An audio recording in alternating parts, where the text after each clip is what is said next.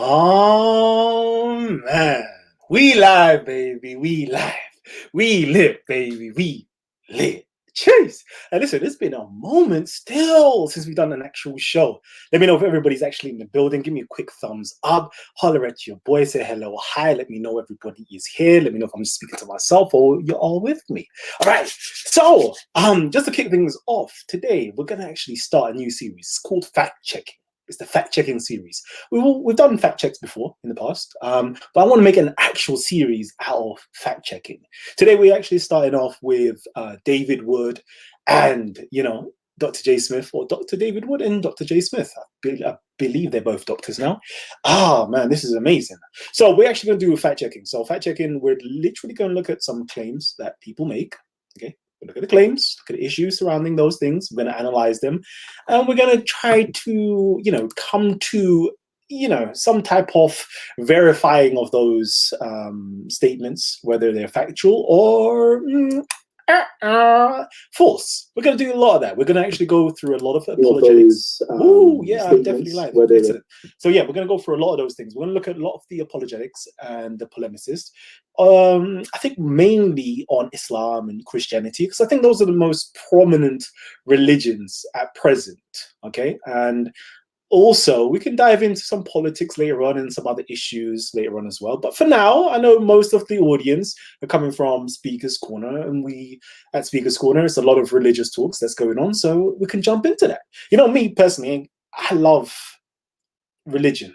I'm not really religious, but I love religion. I like looking at religion from an academic standpoint. And when I look at a lot of Speaker's Corner, a lot of the things that's going on the internet, it's just like a lot of beliefs being thrown out there and a lot of propaganda that's been thrown out there. So it's always good to actually look at these things for those people who actually want to know the truth. Yeah, because sometimes people can make wrong sounding things sound so amazingly great, and we get confused and we just follow along like sheeps in a herd.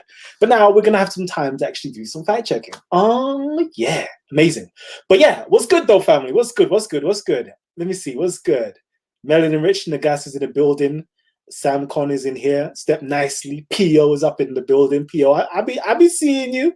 I be seeing you. Annie Bulls, shouts out to you as well. I be seeing you as well. Ezra, shouts out to you. Everybody's here anyway. But real quickly then.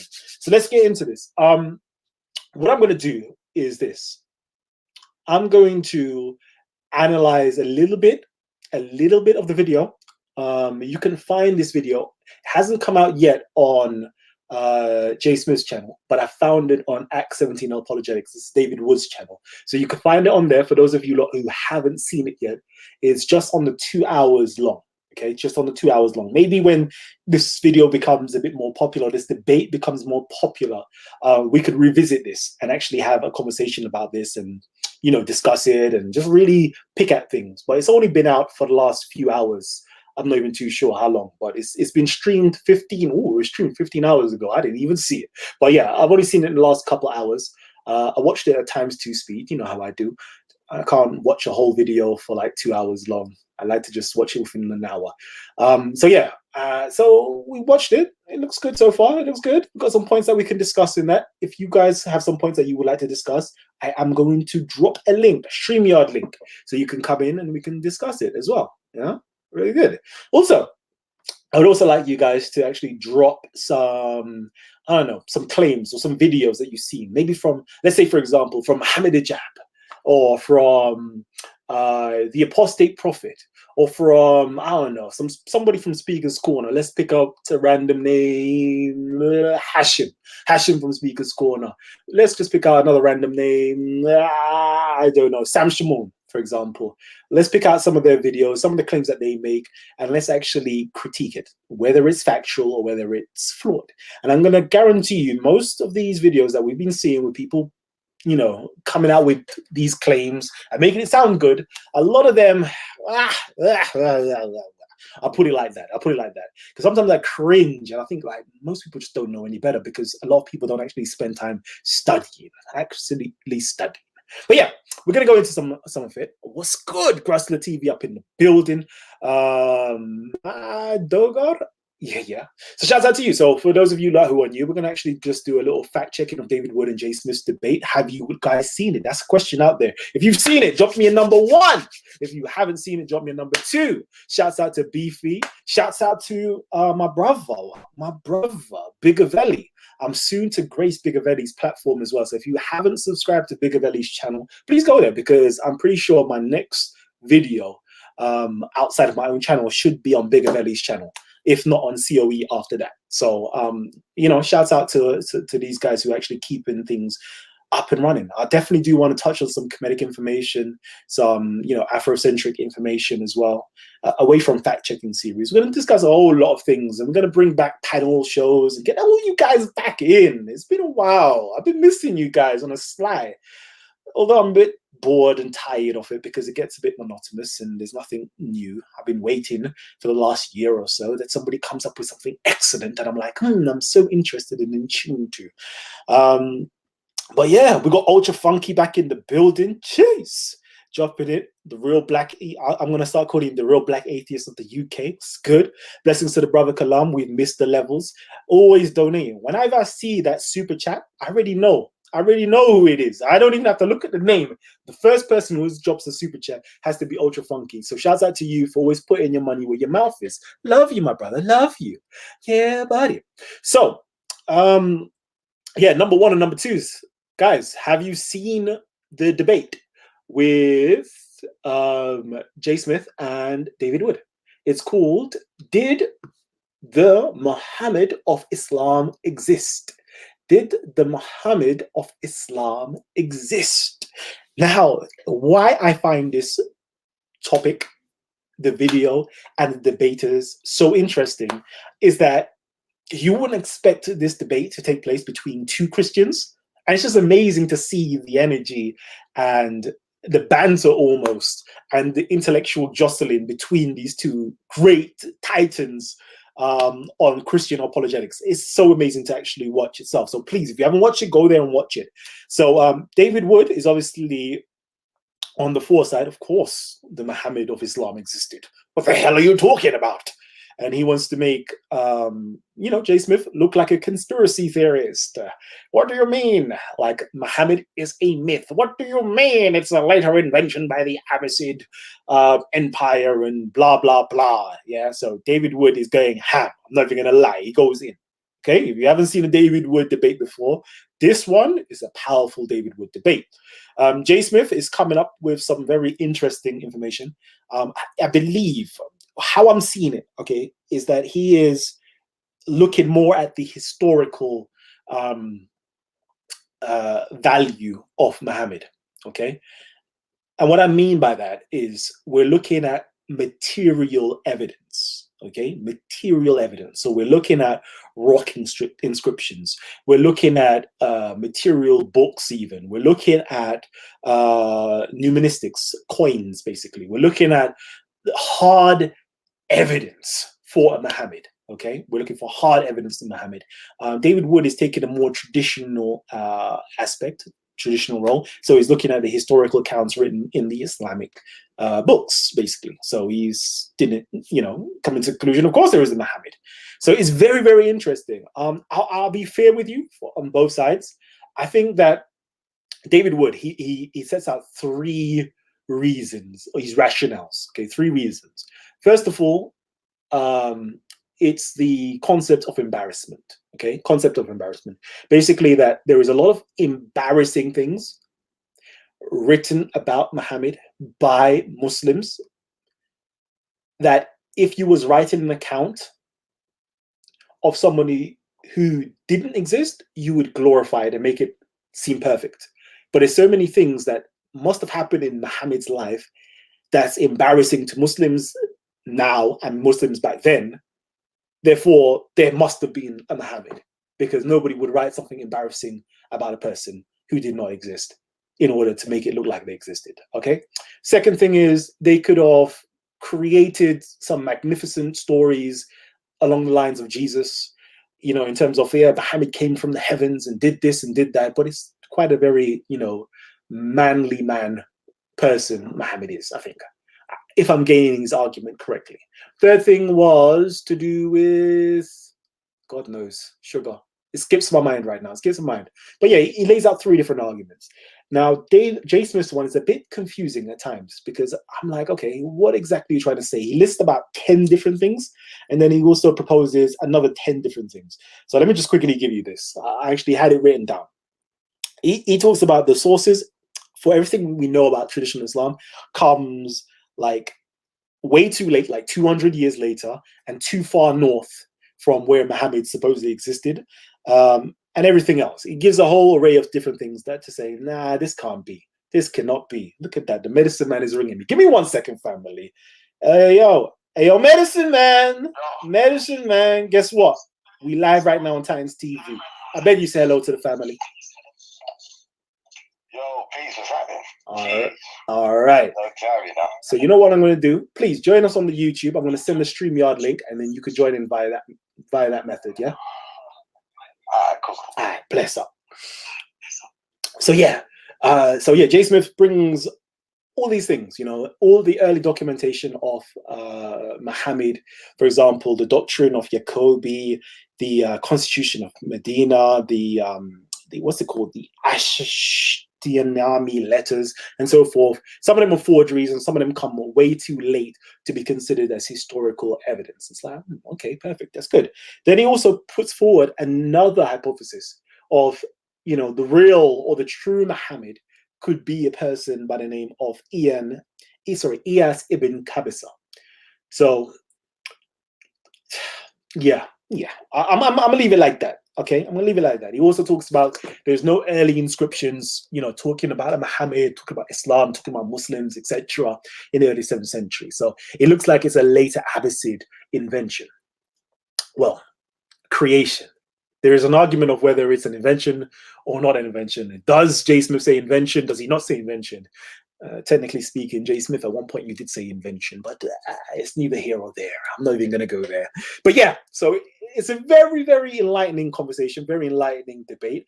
Again, please go and watch it. Go and watch it. All right, what I'm going to do right now, just so I can get people up in here. Let me see. How do I invite you guys up in here? Real quickly.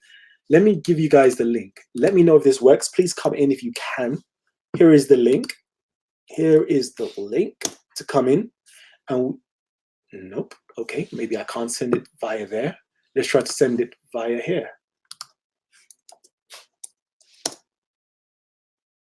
Hopefully that works.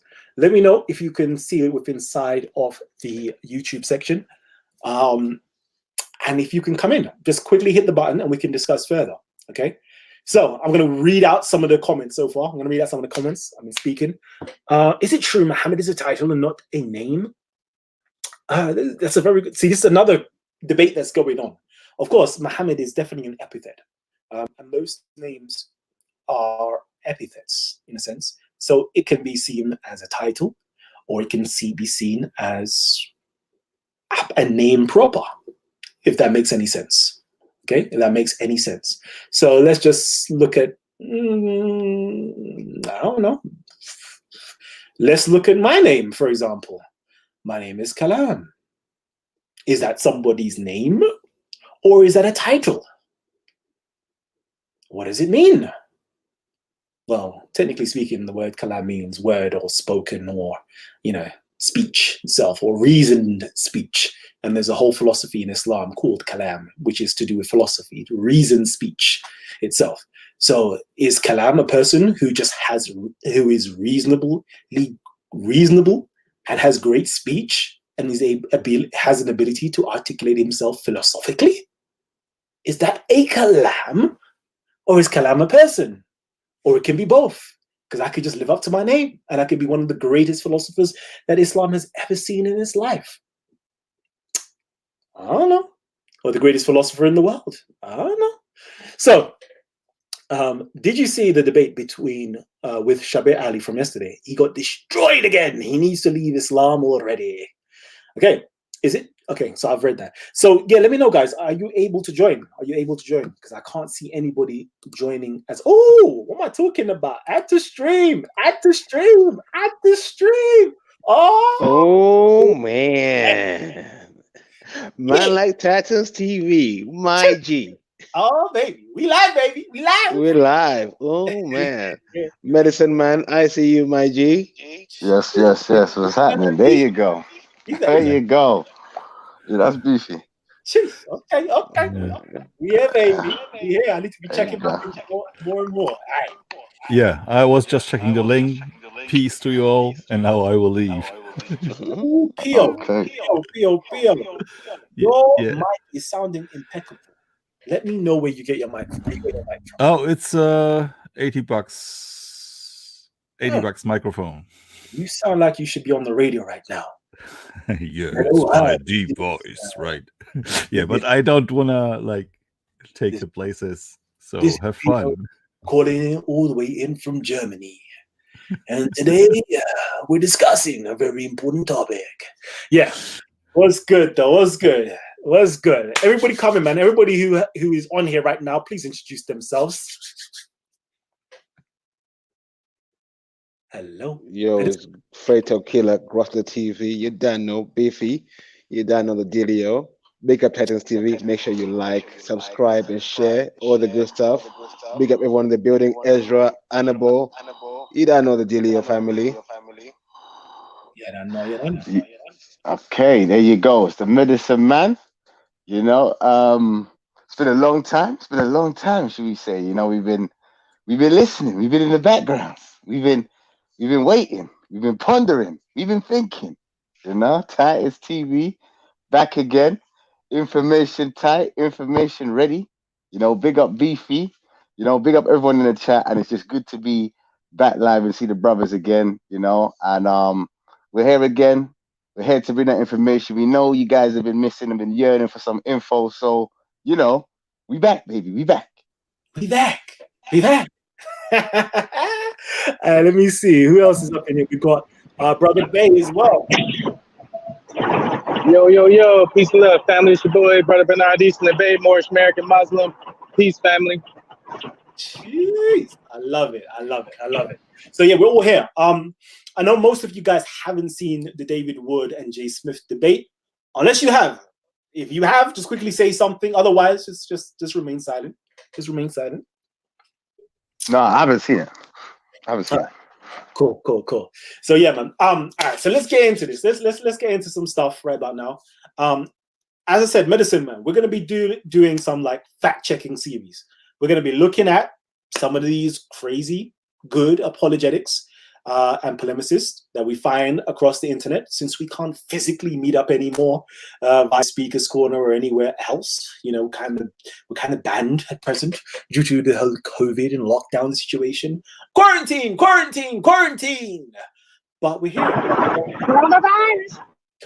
Coronavirus is very real. It's very, very real. So right now we're discussing, David Wood and Jay Smith, but I definitely would like to jump on other individuals. And I would love our audience members to tell us, please, can you fact check this for us? Medicine Man, please. We've seen a video from the good brother Chancellor, and I don't believe that information is accurate at all.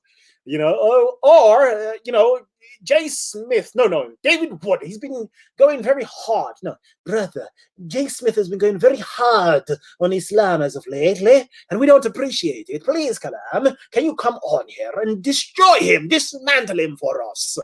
And we'll definitely come here and do that for you, of course, because no man is infallible. No man is infallible except from myself, obviously. When have I ever got anything wrong? Never, I say, never.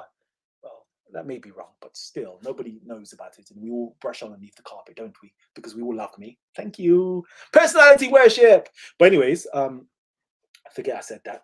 Let's go into this now. Since nobody has watched that video, I'd like to move on to something. And we're going to take some questions and comments from our audience members. So, audience members, talk to us. We're here to listen. We want to know your concerns and your problems and the things that you don't believe is true or correct or factual that people have been propagating as such. Please come on here and let us know what you would like us to discuss, and we shall discuss it for you.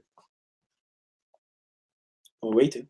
But in the meantime, anybody else, chime in. Don't let there be, don't let there be a gap. Chime in. God damn. Medicine Man. Of all people. Sorry, give me just two seconds. I'm just doing something. I'm gonna come back in. Just 2 seconds. All right. So whilst we're waiting for Medicine Man to come in, let me go back into the comments and check some of these questions. Muslims believe Mary came from Aaron's lineage, ergo Levi. However, Christians say Jesus is from the tribe of Judah. So are Isa and Jesus different people? That's a very, very good question. Very, very good question. I would simply say this. Both may be wrong and both may be right. Both may be wrong and both may be right. Why do I say both may be wrong and both may be right? Because, again, if we're talking actual factuals, we have no factual idea of Jesus's genealogy. No factual idea of Jesus' genealogy at all. So is he from the tribe of Levi? Is he from the tribe of Judah? Could he be from both tribes, Levi and Judah? Is he even a Jew in terms of genealogy? Nobody actually knows. And I know it's going to sound very crazy and mad and odd to a lot of people. But for those of us who actually study and look into, what's going on in academia currently, we will know that the genealogy that's given inside of the Bible of Jesus, i.e. in Matthew and Luke, they are both at odds with each other. Okay? They are both at odds with each other. In fact, they contradict each other. In fact, if you was to line up all the names and check the generations and genealogy, you will find that it doesn't even mathematically make sense. You'll find that this is almost mythical in creation or invention. You'll find out also that in earlier manuscripts, some of these genealogies didn't even exist. They were later added. So, do we know the genealogy of Jesus? Not really. The most we know is that he had a mother called Mary, and he had a father called Joseph.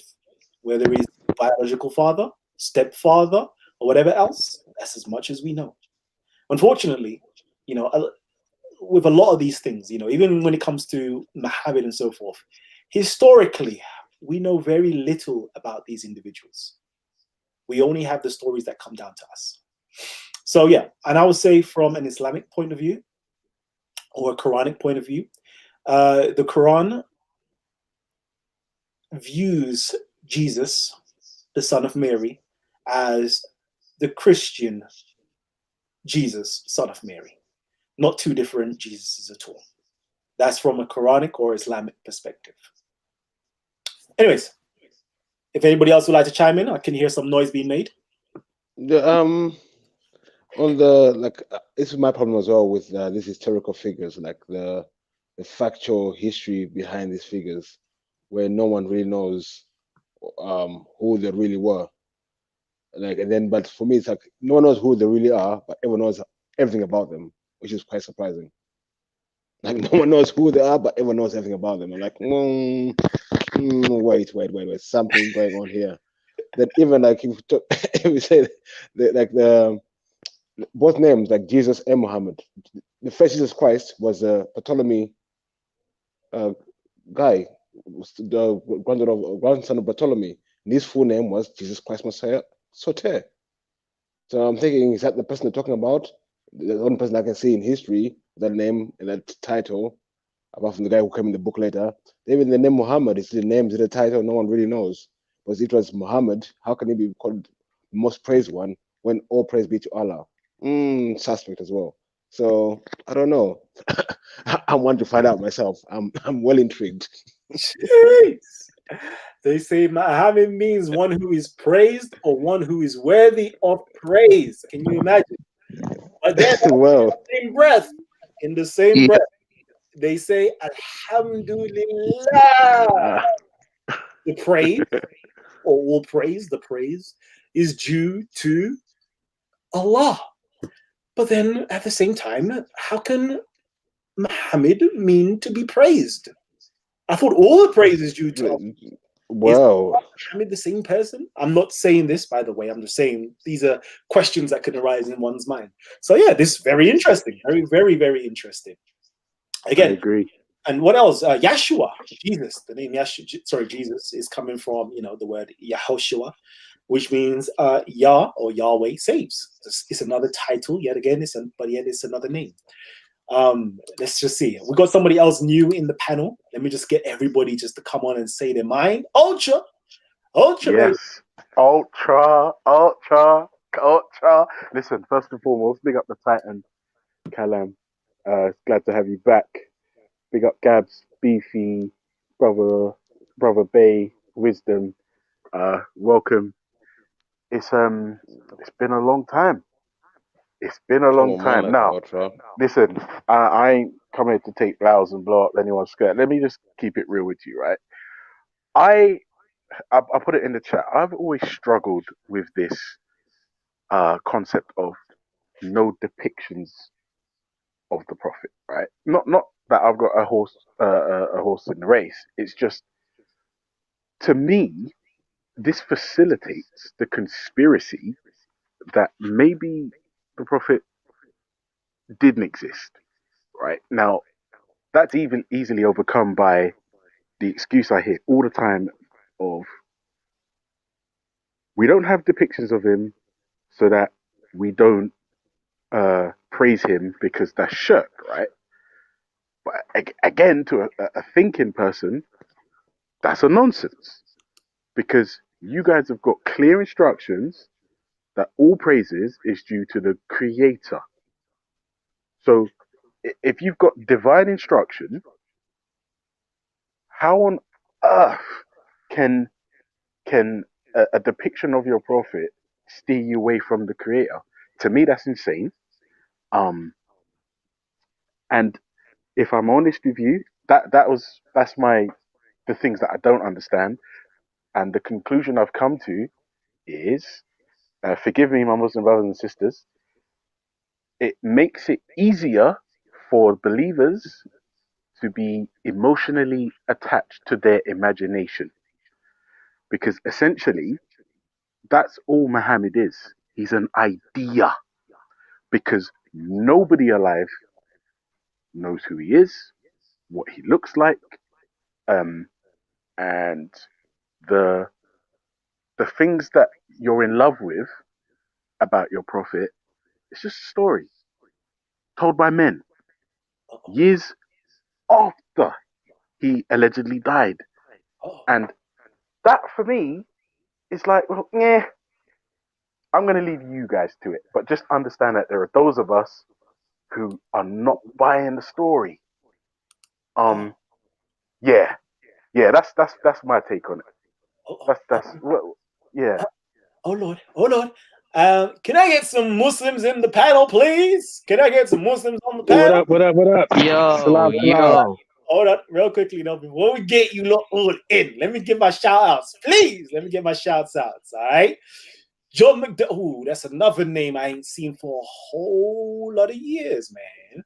John McDermott, salute to you, my brother. Peace and love always, yeah? Peace, love, and light. Middlesex Omar, my brother. I love you, though. You always try to get me involved with your madness. I love you, though. He be debating everybody. He'd be like, but Kalam says, and I'm like, no. And they know, yeah, and he knows that a lot of these people are like people that love the channel and love Titus TV and watches the videos. And he's like, but Kalam says, and he's like, and they're like, oh no, but they can't. Listen, Omar, I love you, I love you, man. We need to link up. We need to link up with you. You're one of the brothers that I just love seeing and meeting up with. Energy is too real. Shout out and salutes to you. Okay. Oh, sugar, my brother. I don't know. Roman Select. Anyway, this is my brother anyway. I don't even know. I don't even know. You keep changing your name. I don't even know what to call you no more. Yeah, but he's dropped a nice little donation, super chat. For those of you that love supporting Times TV, drop a little super chat. Let us know that the love is real. He says also big up Times TV, and shouts out to the G Block baby, my brother. Love him. He always keeps me informed, updated, everything. Facebook. Salute. But anyways, let me just quickly touch on this whole thing about the imagery of Muhammad. Funnily enough, I know a lot of people are going to be like, Kalam, what are you talking about? But funnily enough, there were early images or reports. Let me put it as this. There were early reports of images of the Prophet Muhammad. There were early reports of it. And there was reports of his image being shipped abroad, shipped as far as China. Can you imagine? And that's how they were even able to tell that this man definitely was a prophet based upon his, the looks of him. And they have a whole science called physiognomy. I can't remember. I'm sure Aristotle talks about it. Basically, you can look at a person's being, like his physiology, basically, and based upon his physiology, you can tell what a person would be or will be, or what his nature is. Very interesting. Might be pseudoscience today, but it's something that they really, held up high back in the day. So yeah, there were definitely images of, a prophet named Muhammad. Definitely was. Unfortunately, there was something that creeped into what we know of Islam, and that's called iconoclasm. Where images are now banned. All types of images are banned and should be destroyed for the fear of it being leading you into idol worshipping or idolatry. Now, funnily enough, this actually took place in the 7th century amongst Christians in general, and they destroyed a lot of images and so forth. And that idea, or that ideology, transferred, or was, let's just say transferred into Islam, and they started doing the same thing in terms of destroying imagery and so forth. But we have hadiths. We actually have hadiths of Muhammad. This is an account. You can find this in Azraq. You can find this in Tabari as well, and other places where they were removing or destroying or rubbing out imageries within inside of Mecca of all different things, okay? But there was an image of Jesus, sweet baby Jesus, with his mother Miriam, or Mary. And you know what the Prophet did? Do you know what he did? He said, La! He covered that image so sweetly. He said, remove everything else, but make sure you do not remove this image of Jesus and Mary. Sweet Jesus and sweet Mary. Now, these are the stories you don't ever hear in Islam, do you?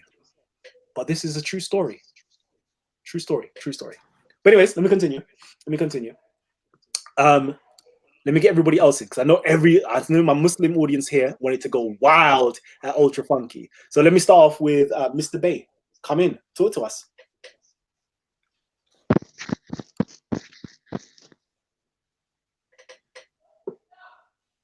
Mr. Bay, are you there? My American brother. Moorish Science Temple, Quranist extraordinaire. Mr. Bay, Bernard, are you there? Peace, family. What's going on? All right, talk to me. Yeah, in response to the whole, it's just stories of Muhammad. We're not too sure if he exists.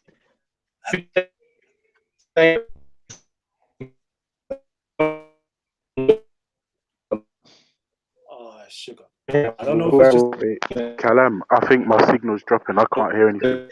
Yeah. Nah, it's the brothers. Yeah, it's his connection. All right, Mr. Bay, I'm going to just mute you for a minute, only because your connection is just doing higgity-haggity.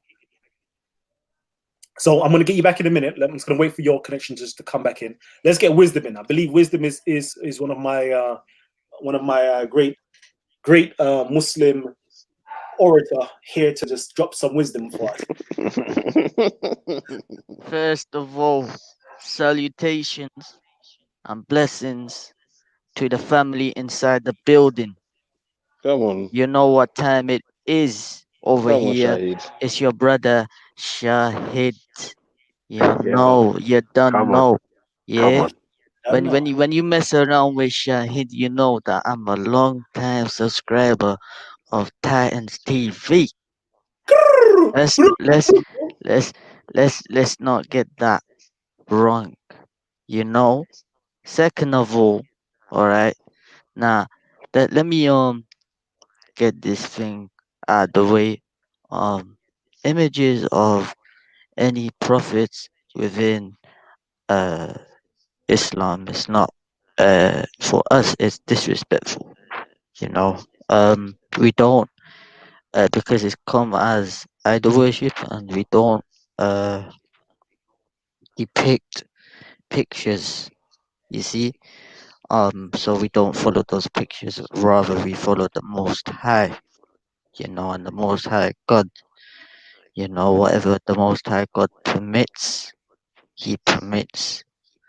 And on that note, you know, brother Kalam, I gotta ask you a favor, my brother.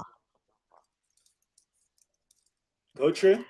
I wanna set up a debate on this platform, my brother. Uh-huh. Alright? And this is a shot at the atheist, aka right? Any person, any member of the G block. Okay? G Block. And here is my debate challenge. Brother Kalam, I'ma bring in a special guest onto your show. Okay.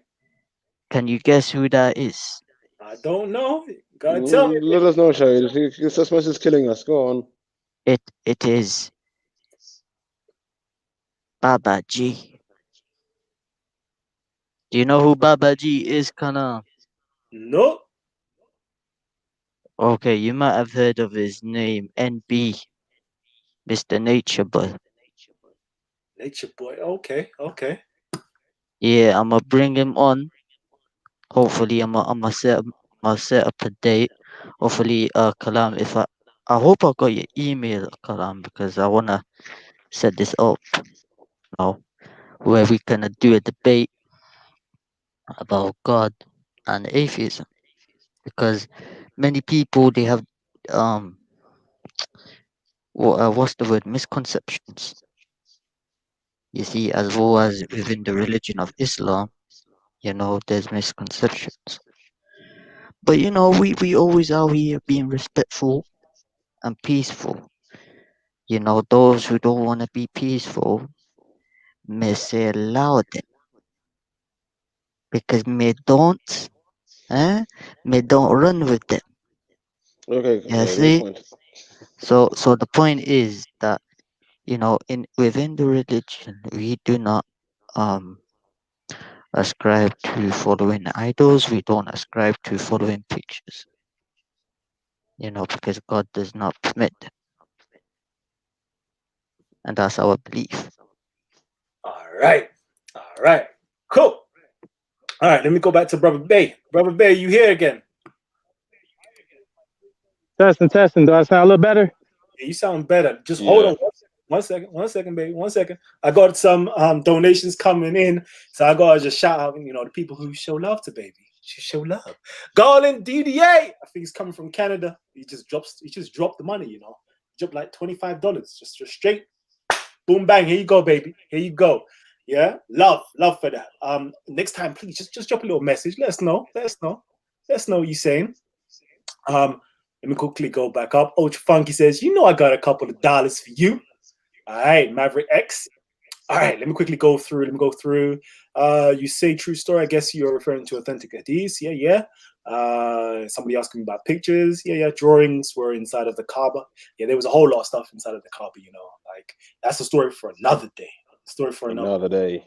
another day. You know me, I drop the bombs for you, but I like guys with the books and the evidence. I would take this, you know, go check out. There's a book if you read Arabic anyway. It's an Arabic book called Al Azraq, from Al Azraq, should I say? And it's called Mecca. and it talks about the Kaaba, and it goes into a lot of details, and it tells you, the stuff that was actually inside of the Kaaba itself, in terms of the statues, the the different things that was actually inside of it, and it gives a very beautiful description of the Kaaba itself. One would question whether this was a how can I put it, this what we've been taught as a polytheistic, or whatever it is, polytheistic monument, or whether it was actually a church, because it just sounds and looks like a church. But that's a story for another day. We'll discuss that another time. For now, we'll keep it flowing. We'll keep it going. Let me just quickly see if there's any other messages that's been put up there. Again, if you want my attention, super chat is the best way. Melanated Goddess, salute to you, Queen. But super chat is the best way because it highlights up, and then I'll be able to read out your comments straight away. Otherwise, simply type Titans TV and ask a question or make a comment, and we can go from there. Kaaba means prominence, nothing to do with a damn cube. You're actually correct. The Kaaba was actually circular in form. But again, that's a story for another day and for another time. Abbas Aga says, I don't think you have authentic hadith regarding pictures of Mary and Jesus in the Kaaba. Okay, baby. But can I ask one question, Callum, with hadith things? How do people know they're authentic? Does everyone read the autobiography of everyone in the chain of narration to make sure that everyone's trustworthy and never lied in their life? How does it work? Oh, we'll have to go into the you have to this comes to the issue of study. For those who delve into the history of hadith, the chain of hadith, the narrators within hadith, those study for a very long time, meaning that they take it out of their way to study for example, 2 years, 10 years. They know what time it is. Let me cut you short. So, because we need to go on to Brother Bay, innit? Brother Bay hasn't taught. But yeah, there's definitely these ilm rijal, ilm hadith, where there is these studies of hadith, studies of the men that narrate these hadiths and so forth and so forth. And then by all of that, we find out that these people are authentic and true and never lied and blah, blah, blah, and got great memories and so forth and so forth. And therefore, they have what the hell, Brother Bay? Oh my God, he's got his Corona outfit going on. So yeah, there's a whole science with it. We'll talk about it another day. Let's just go on to Brother Bay. Now, Brother Bay, talk to us, baby. I see you driving, but peace. Break the law for praise us. be to the Most High. But yeah, it's just in response to those who say, "Oh, we haven't seen this guy. He's just written his stories." I mean, we haven't seen the fifth, Queen of London, but I'm pretty sure you will admit that she existed. But yeah, you're not around to see her grave. You're not around to see even your great granddad. But we have, history is kind of when it comes to like, oh well, proof that this person existed.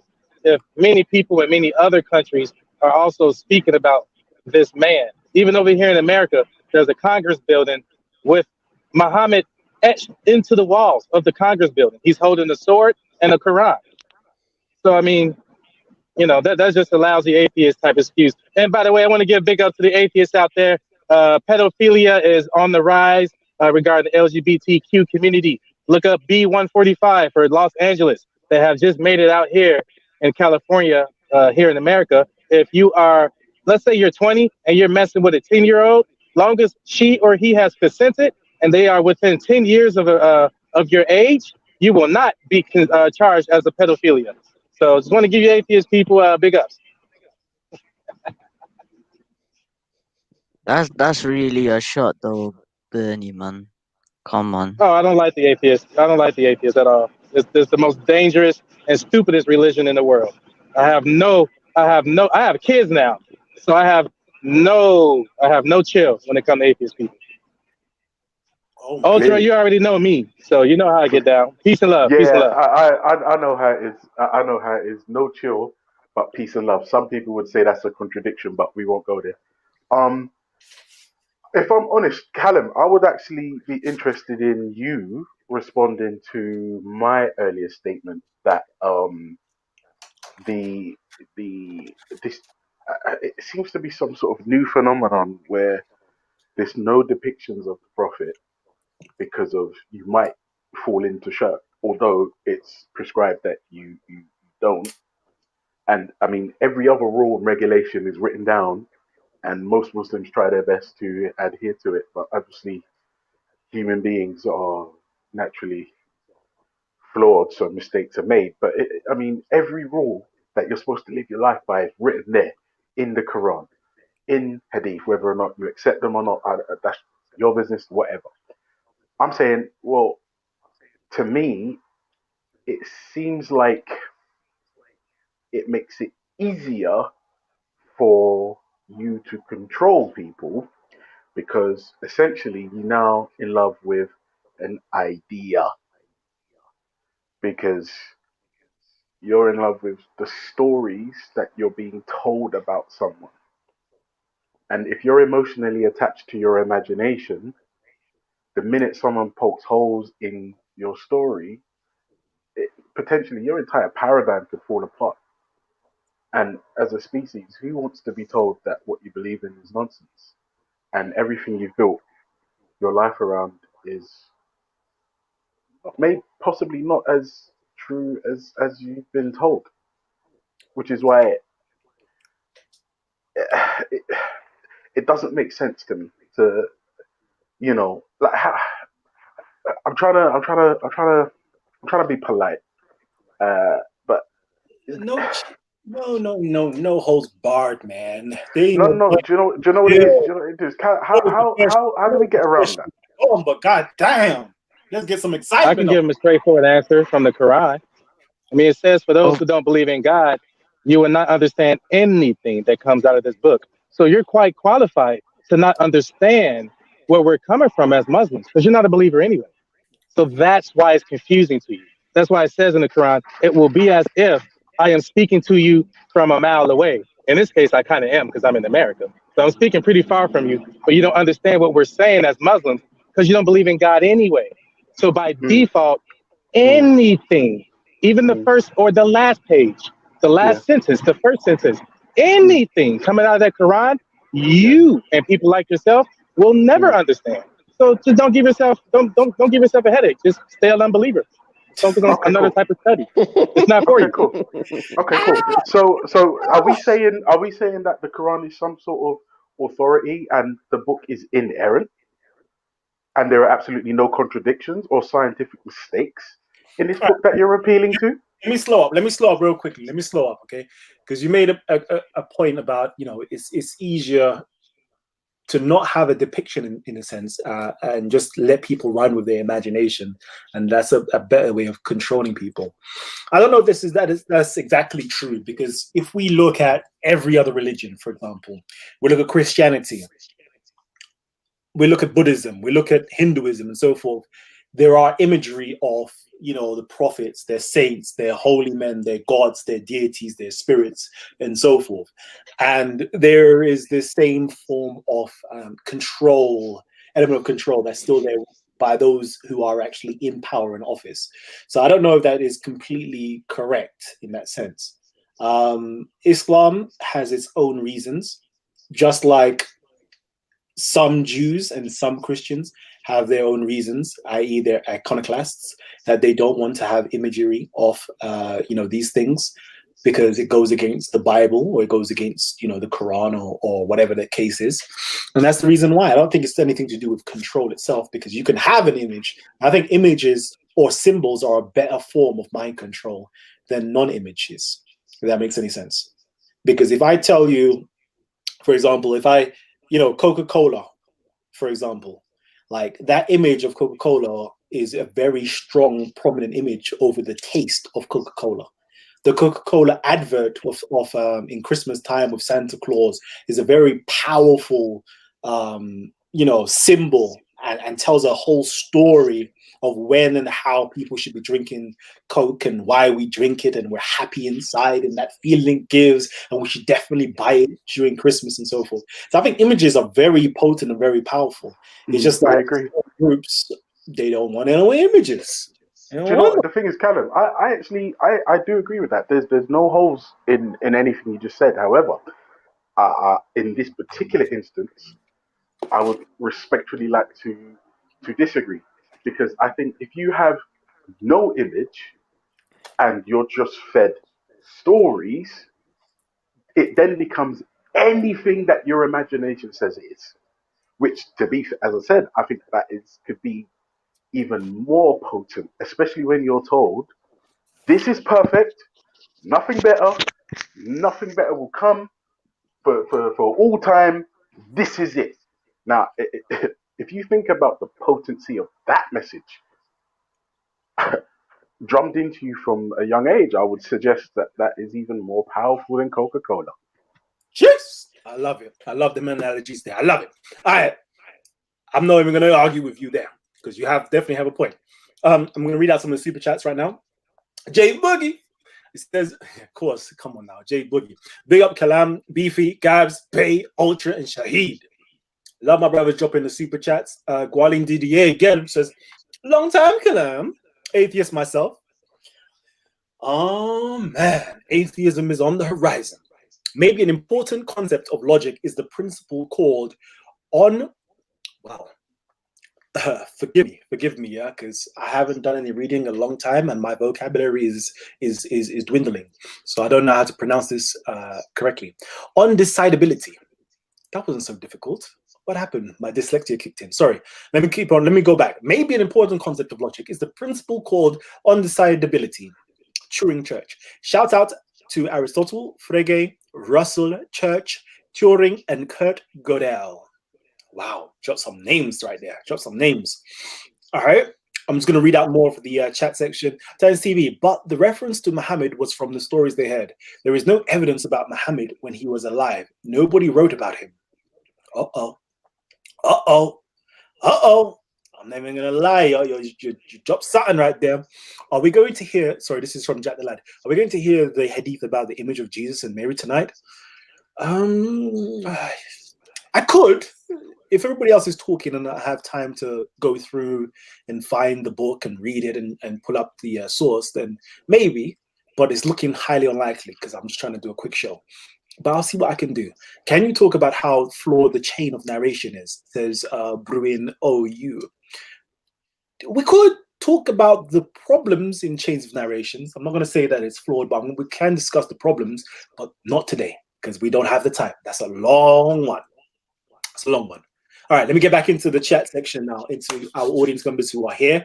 Again, let me drop the link for those of you guys who would like to log on and discuss with us live instead of being in the chat section. Please do come on. But for now, let me quickly get everybody else who hasn't had a word. Medicine Man, please come in if you can. Medicine Man. Gabs, are you there? Uh-oh. Maybe not. All right. Going with the depiction of Muhammad thing.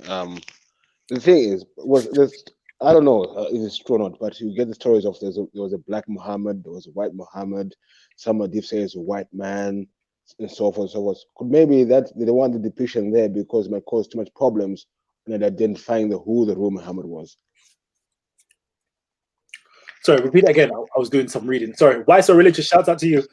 Repeat it again. Oh, I'm saying I've heard a story that Muhammad came from a black family, a black tribe, and everything. But you're getting the hadiths where he's described as a white man. Mm-hmm. So I'm saying maybe they stop the depiction to stop any argument about the color of Muhammad. Was he black or white? Ooh, that's a very good one. That is a very good one. That's a very good one. That's a very good point to be raised. May I ask, where did you hear that Muhammad came from a black family and stuff and was black? The Quraysh, the Quraysh were a black Arab tribe from Sudan. Yep. Mainly, sorry, into Arabia. Where did you hear that from? I'll find it for you. I'll find it for you. God, I'll send it to you. God damn! I was hoping that you said it. I heard that from Titans TV first. Wait, Callum, can I just quickly chime in? You know that as well. Sorry to interrupt. Again, Callum, do you see why when you're in love with or you're emotionally attached to your imagination, a story or an idea then becomes anything?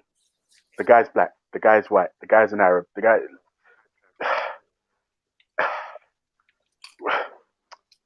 I'm done. I'm going back on mute.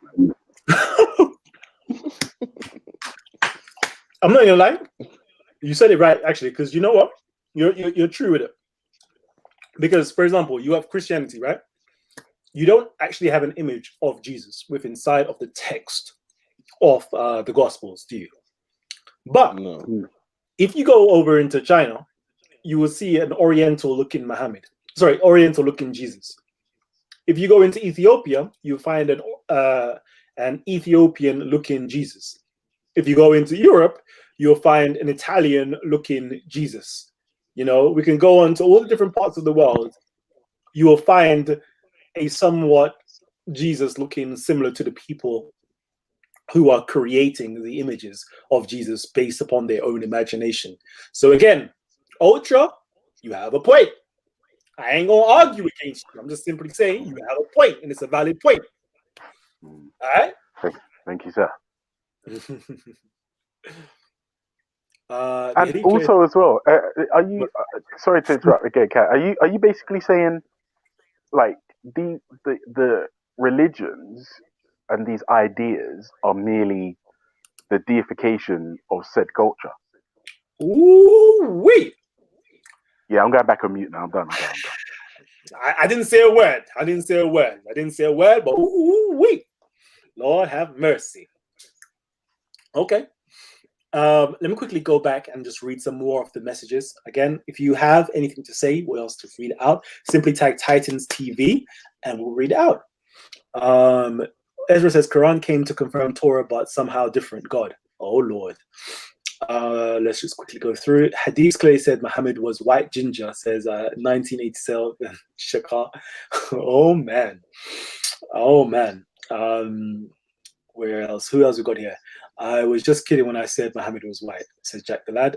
Mo was fair skinned with red hair, says K7 Jigsaw. Some of your names are just difficult.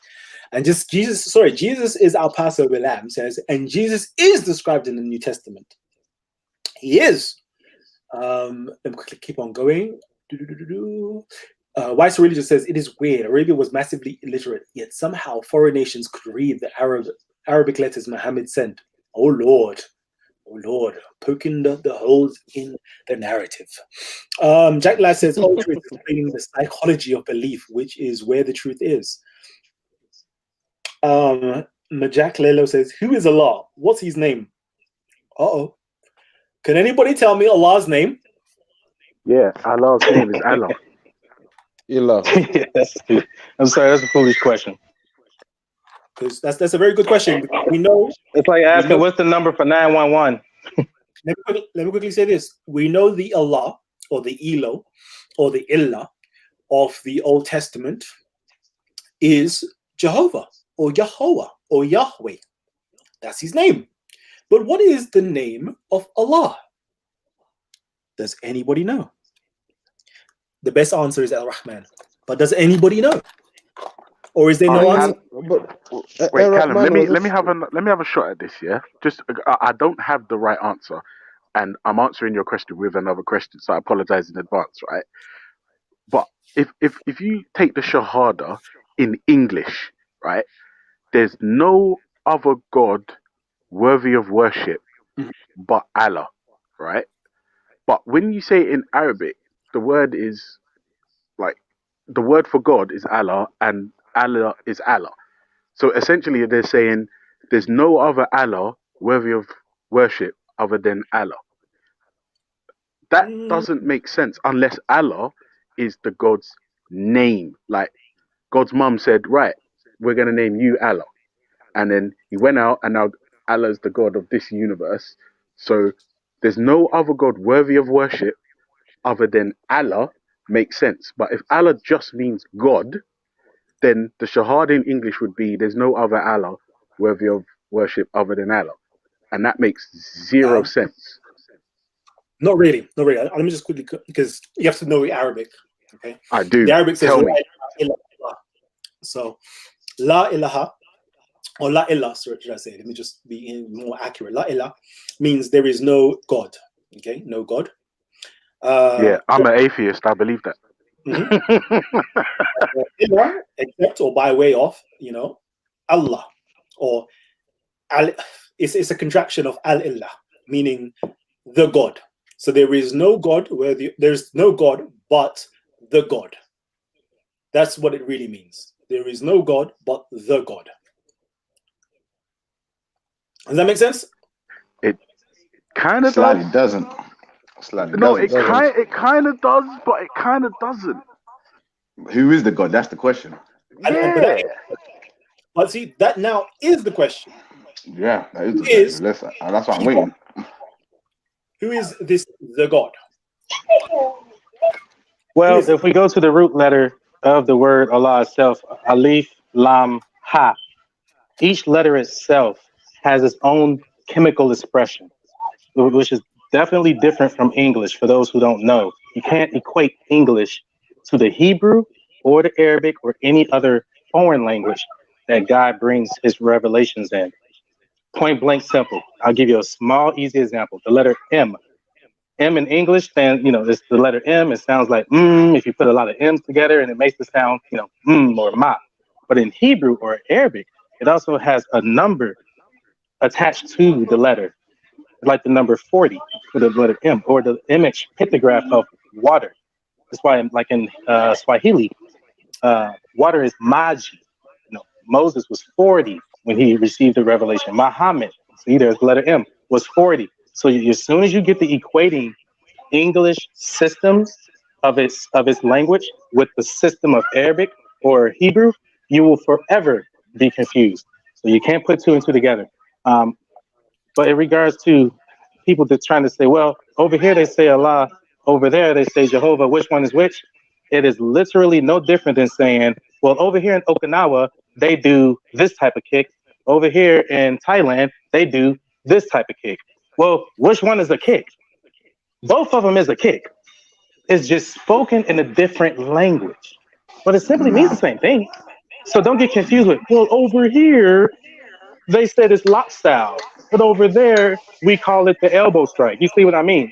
If we're speaking martial arts perspective, a punch is a punch, no matter what language it's coming from. Peace. All right. Real quickly, we got 6 people on the panel. Okay, 6 people on the panel. So this panel, StreamYard, could only accept 6 people. So if any of you guys are finished, or would like to come back in later, or would like to give somebody else an opportunity to speak, please just gently just come off really quickly and get somebody Callum, else. yeah. I think I've dropped enough wisdom today.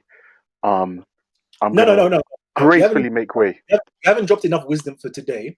You have dropped enough wisdom for the moment. For the moment, okay. No. For today, I need to rest. I do say need to something rest.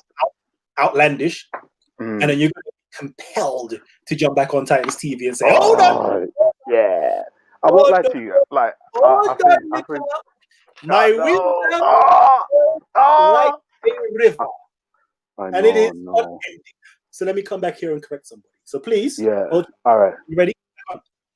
But listen, I'm gonna gracefully bow out, gracefully, and big up yourself, Titans TV, Gabs, Wisdom, Brother Bay.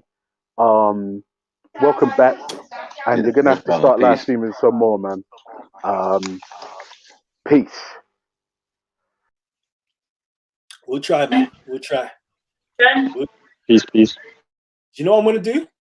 Let me know if you lot would like to hear this. Yeah, I'm gonna start streaming about finances and money, making money, and investments and all business stuff. Okay, I'm gonna start doing that. A lot of that. And the reason why I'm gonna do a lot of that is because I want to. How can I put it? I want to gracefully and provisionally impact upon your wallets. And the reason why I want to impact upon your wallets and make sure your wallets grow is so that you could donate to Titans TV. Because the more money you have, the more money you will donate. And the happier I will be to come back on here and do shows and take myself away from whatever I'm doing.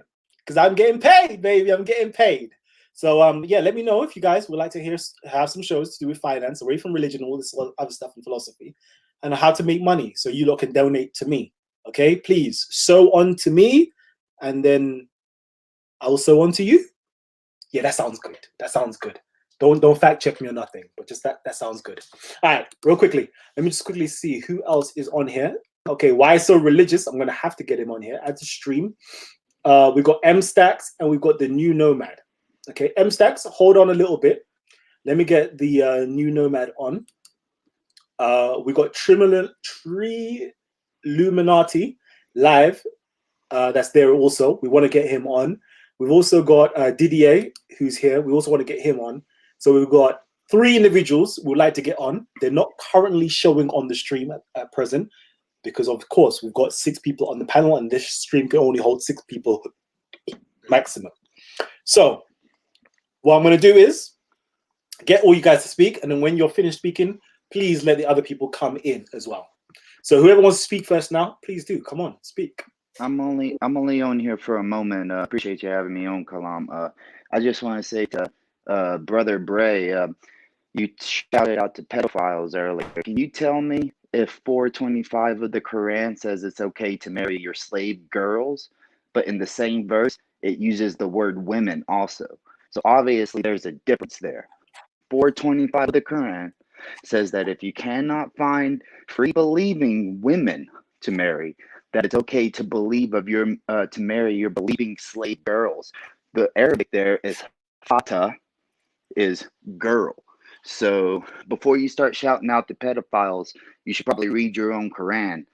Now, one thing I would say about the existence of Muhammad is, you know, I don't know. I'm agnostic on if Muhammad existed or not.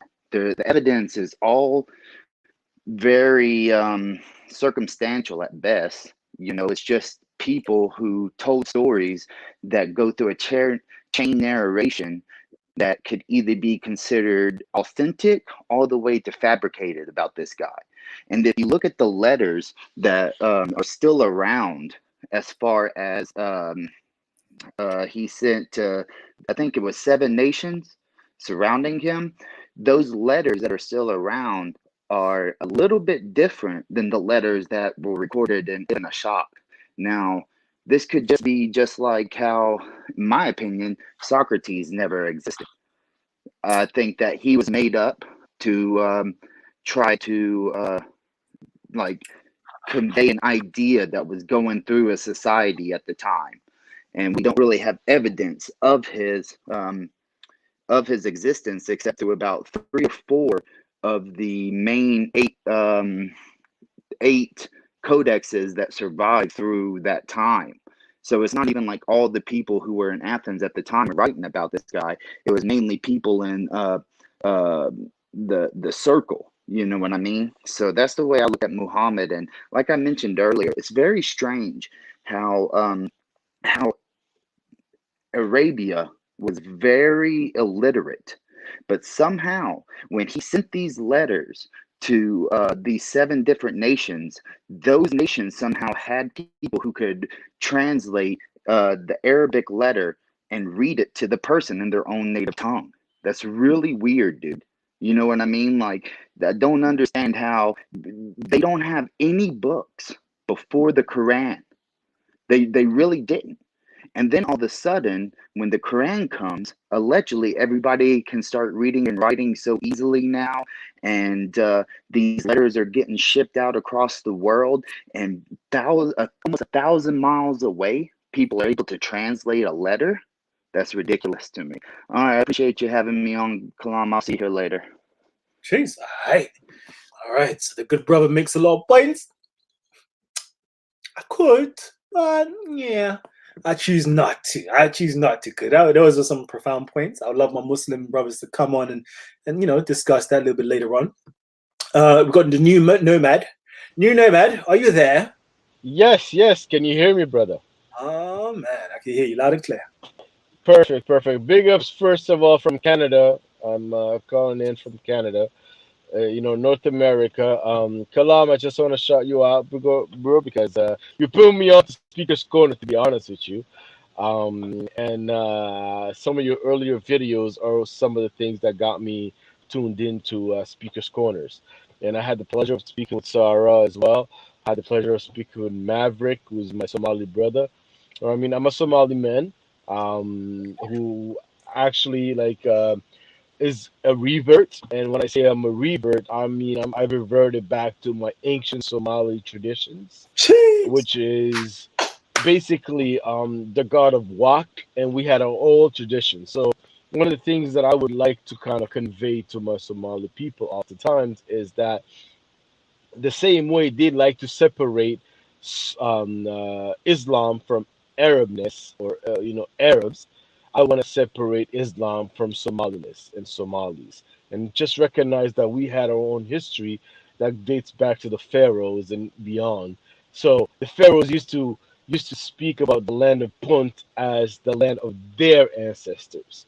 So let's not get it twisted. We've been around, and it's not the Johnny come latelys that are going to define our culture. And so that's a new movement that's actually starting out, and people re-embracing their African spirituality, whichever way it was from, because the creator is, the Abrahamic religions don't have a monopoly on the creator or a belief in such a creator.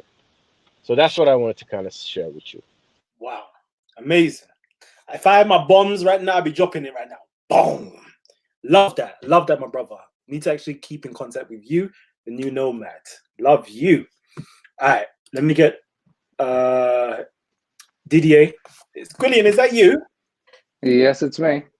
Oh man. So to us. Oh, you can't hear me. That's good. And nice to talk to you, Galam. It's been a while. I haven't seen you online in a while. I mean, you haven't done your show in a while. Yeah. So I just wanted to talk about some of the point that I think Dr. Bay stated about linguistics. There's a lot of problems with what he said, just from just understanding the differences between, for example, natural languages and formal languages. It's extremely important not to make statements about, for example, linguistic structures of a Semitic heritage by stating that for some reasons there's a link in between numbers and the letters of the Semitic language structure. That's actually not true. It's been debunked by most linguists out there.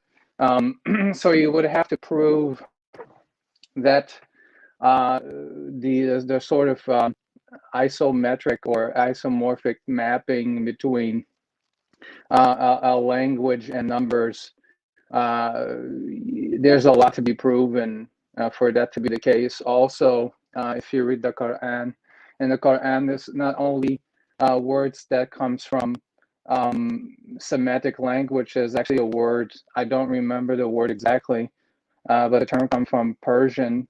And Persian languages are Indo-European or just Indo from a West Asian basis. So Dr. Bay, maybe it would be important to maybe read a little bit of Noam Chomsky about language before making linguistic propositions. It's not true what he said about the link. And I studied linguistic a little bit. It's very important, computer science, for example, but it's very important before making claims about linguistics to actually get into, for example, actual linguists like Noam Chomsky, for example, who revolutionized and who classified languages. And to this day, every linguist uses that. So I'd like to hear what he has to say about that, and what are the actual linguistic proof that would permit someone to make that sort of claim. Also, it's very important to understand that numbers in the form that we use today are base 10 numbers. They use a modular operation around a set of number from 0 to 9. that was not the case in Semitic countries. You had various bases, for example, in Ethiopia, if I'm not mistaken, I'm just pulling that from memory, I could be wrong, but it was a base of 52. And other, for example, you could see that Arabic languages try to map their letters to Aramaic, and there was not the same amount of syllables. So there was disambiguations that were generated by that adaptation. Also, it's also important to understand that no one actually knows how to express words in ancient Hebrew. So, for example, when we say Yahweh, it's closer to the older German dialect that was spoken around Jewish people, and from which Yiddish emerged. So it's very important to understand that based on numbers, when people use numerology and language, it's important to understand that first and foremost, mathematics is a language by itself. In my opinion, it's a language that the universe speaks with, because if we look at physics, mathematics sort of map one-to-one from mathematics to physics. We can't say that for everything. So it's very important to understand that this number system is new, but it's not really new, but it was invented by Brahmagupta, an Indian mathematician. The Arabs took that. I mean, the Iranian took that. Hey, respectfully, brother, man, you're saying a whole lot. Can you express what the initial statement I made? You went from language to Hebrew to mathematics to some other guy you're talking about now. No, but, okay, what did I say that was wrong? No, because you said that there is an isomorphism in between the terms of the alphabets, the Arabic alphabet and the Hebrew alphabets, and numbers. Well, that's not the case. You said that, for example, a language, the main point of a language is to basically be understood. So if you're saying that there's no way to compile a language to another language, there's a failure here. And also what I'm saying is you have to prove that Hebrew and Arabic can map to a number system. That's not proven. No linguists agree with that. So you have to tell me what is so special about Arabic or a Semitic language that it cannot be compiled into a different language. That has to be proven with an algorithm, with a procedure. And also you have to definitely prove that, yes, there's a link in between the number system and the language. You just said that willy-nilly. You can't just say that and not prove it. Okay, got you.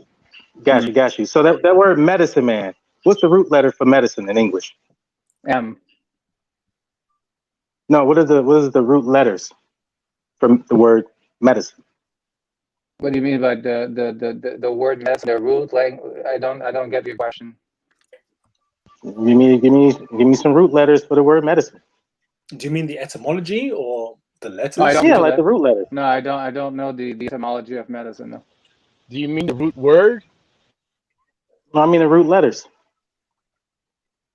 No, but you're talking. Yeah, in English there's no root letters. There's no root letters because. Okay, so that would be one small example of what Arabic and Hebrew have over English. There is no trilateral root system.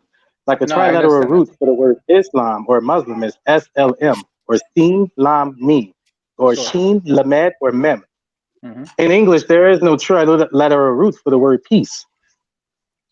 So there is a difference. Yeah, but listen, there's a difference between the syntax and the semantics. But was there a difference or not? No. You couldn't give me a root letter for the word medicine. Sure, but that's a syntactic. Definition. I'm talking about the semantics here. There's no link between your syntax and your semantics.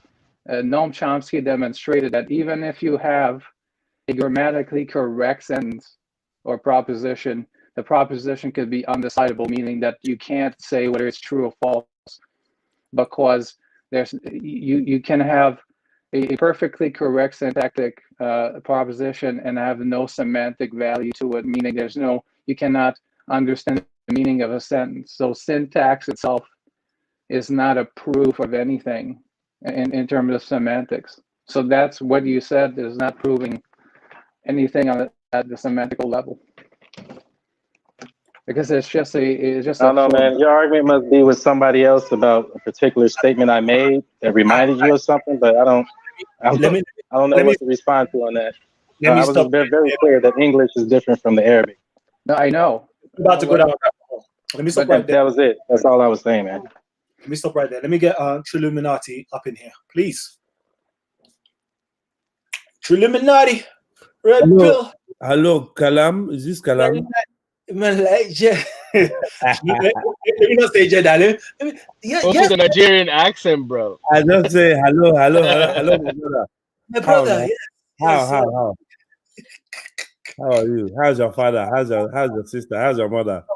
Everybody is well now. Yes, I'm so happy. How's everything on your side? Hey, I can't complain. I'm so happy to see you, brother Kalam. Brother Kalam, I've been wishing for you to return to the airways, and now you are here. I'm so happy to see you. Welcome, my brother. How's everything? Hey, now I can't. Like I said, I can't complain, bro. My bro, just been in the studio, chilling. Come back Sunday. Titans TV's on the air. Everyone knows I've been charting for Titans TV to bring some scholarship back to the airwaves. So my brother, I'm just gonna take my humble position and just enjoy whatever's going on. I know there's some fuckery getting cooked up on the slide with a smile. I know how you do, bro. I know. But yeah, man, I just wanted to say formally, if you're back on air, I want to come and christen the airwaves and say, yo, welcome back, family. Trust me. Yeah, see, you and Big Avelli been holding it down still. Yeah, my G. Definitely. Everybody's channel, I'll be tuning into your two channel, Big up, man. Hey, yo, Jeds, can I say something, brother? Yeah, of course, King. Yeah, bro. I want to say, Titan TV has put me on to Speaker's Corner, but I also been following your stuff, Jeds, and big up, because you speak a lot of truth. Hey, big up yourself, my brother, man. Come on, man. And I heard what you were saying earlier, and big ups to you, and big ups to your getting back to your roots. I love that. Thanks, you know what I mean? Thanks, brother. Yeah, Thanks, man, I brother. love that. I think it's about time. There's no mean feat to stand up and look at the world through your own eyes. That you're a grown man. You know what I mean? I rate that. Thanks, man. Thank you. Big up Fruitland, the land of the gods. You know what I mean? You know what I'm saying? Like the Somalis have forgotten it for a hot minute, but I'm trying to remind them. Big up, man. And I got so much love for the Somali way, the Somali spirit. Do you know what I mean? Inside and outside of Islam as well, like standing on their own 2 feet and part of the Ummah as well. You know what I mean? Much respect to the Somalis out there. Yeah, man. Yeah, but listen, I'm just gassed to be I'm on Titans TV. Mama, I made it. Mama, look at me, I'm on Titans TV. You're the clown. You're the clown. Yeah, I know everyone's guessed. So yeah, let me just. I'm gonna come back and listen. But yeah, big up, Callum, man. Big up. Salute. Trust me. Yo, Kalam. Yo, Kalam. Are you trying to make this a weekly thing or what, man? Because if you are, I would love to be on the panel and I got some shit to say to y'all. You know what I'm saying? So I'm just wondering, is this because you know what I mean?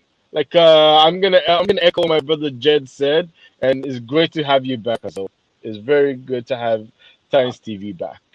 Just gonna say that. You know what I'm saying? So big ups from Canada, all the way from the other side of the Atlantic. Man. CA, baby, CA. Listen, we're gonna have to just sort something out. My email address should be inside of the comment section or on the YouTube channel and so forth, where we can, anybody who wants to talk to me or want to set up shows in the future, just email me and then we can just exchange contact details via that method, and then we can keep in contact to see what we can do in the future. All right, M.A. Bunya. I don't know if this is Mark Anthony and he changed his name or something, but M.A. Bunya says, had to rub my eyes, fam. Titans TV back in the mix. Oh, yeah. We here, baby. All right. Yo, Medicine Man. I haven't heard your voice. So talk to us. Yes, sir. Yes, sir. What's popping? Mm. There, man. I had to quickly get something to eat, man. But now big up new new Nomad, and obviously big up the big brother there, Jedi. You get me coming through doing his thing. He's been since he ain't been about. Jedi's been doing his thing over there, man. I'm telling you, bro. I've been popping up on his show now and again. Do you know what I mean? There's some good information, content been flowing through that channel around there, you know. So big up to them. Let's big up to Jedi. And let's get back into a bit of the medicine, man, because you know, I was talking to you actually, brother Kalam, you know, about Speaker's Corner. We was talking, you know, Kalam was thinking, should I bring back the show? Do you think the people they want me back? And I was like, bro, the information is needed because, you know, when you look at Speaker's Corner and stuff like that, and the years before when we was down and everyone was down and the information was being brought, it was like a big injection of life. Do you know what I mean? You know, people from different places was coming down and getting involved in the information, and it was a good thing. And then obviously now times, you know, pandemic and, you know, people losing jobs and stuff like that. The information is needed now. You know, the new medicine needs to be, you know, dispensed to help people get through these troublesome times. So it's good now that and I can see the electricity in people already. Everyone's got the little buzz. Tying TVs back. We got over 100 and something plus people. Do you know what I mean? Tuned in on first show in a while. So it's good, man. You know, we just got to keep this energy flowing. But back to business though. Yeah, sir. Yeah, man. Trust me. Back to business. I've been tuning into Speaker's Corner now and again, and I'm still seeing my brothers, the Muslims, still debating the Christians over this whole Trinity. You know, the Trinity and what is going on in the Bible. And you know, some of my Christian brothers are, you know, I'm not gonna lie, they've been getting that work a bit because, you know, maybe they haven't really looked into their book as much and they're not using, you know, the simple answers that's in their book. They don't know how to break it down. I know it's tough, especially Speaker's Corner, because that place is like a lion's den. You know, you try to speak, people don't let you speak. You got hecklers in the background, so it's kind of hard. It's tough, but you got to be prepared. You know, that's another reason why I like Speaker's Corner. You know, trains you on your management, knowing how to speak. You know, and I know there are things like that. But I would love for some Muslim brothers and any Christians in there to come in and speak on this whole Trinity concept, because I think that's something that needs to be put to bed, man. Jeez, like I think once the Muslims and the Christians can agree on this whole concept of Trinity or God being able to come as a man and God being able to do anything, but yet Muslims are saying he can't become a man, but yet he's the most powerful being and all that. I think once they get over that hurdle, maybe just maybe there might be hope for some kumbayas and holding hands and seeing some sort of eye to eye. You know, trust me. Hey yo, just maybe. Hey yo, is that Gabs? Is that Gabs I'm hearing? Is that yeah. There you go. Yo, big Yeah, ups to you, cause I've been following you too, man. Like I've been watching Speaker's Corner for a while, all the way from Canada, and I like to see you gotta say too, man. Hey yo, come on, bro. I'm gonna humbly bow out, cause it's Sunday and Mom's made some good burritos, some good rice. So I'm gonna get that. So I want to just say much love to all of you, and I'm gonna hop back on Times TV. Welcome back, and I hope you stay, man. Big ups to all of you. You're Nomad. You're Nomad. Yeah, Kazo.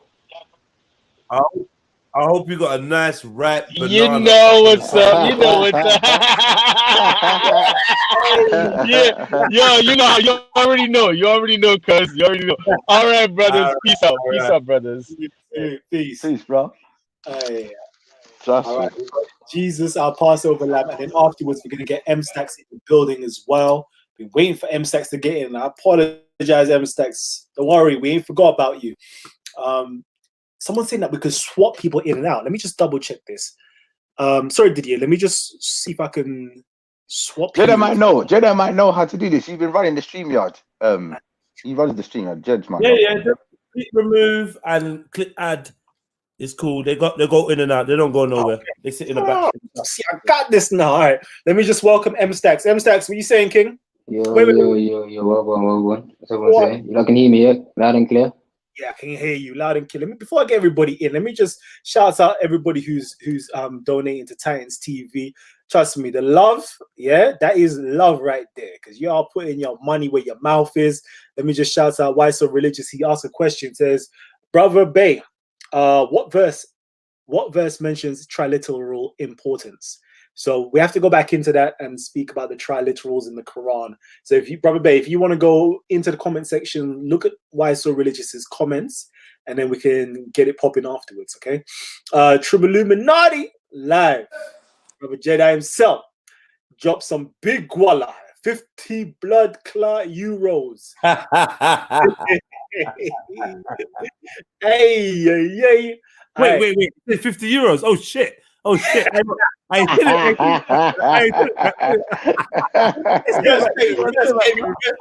it.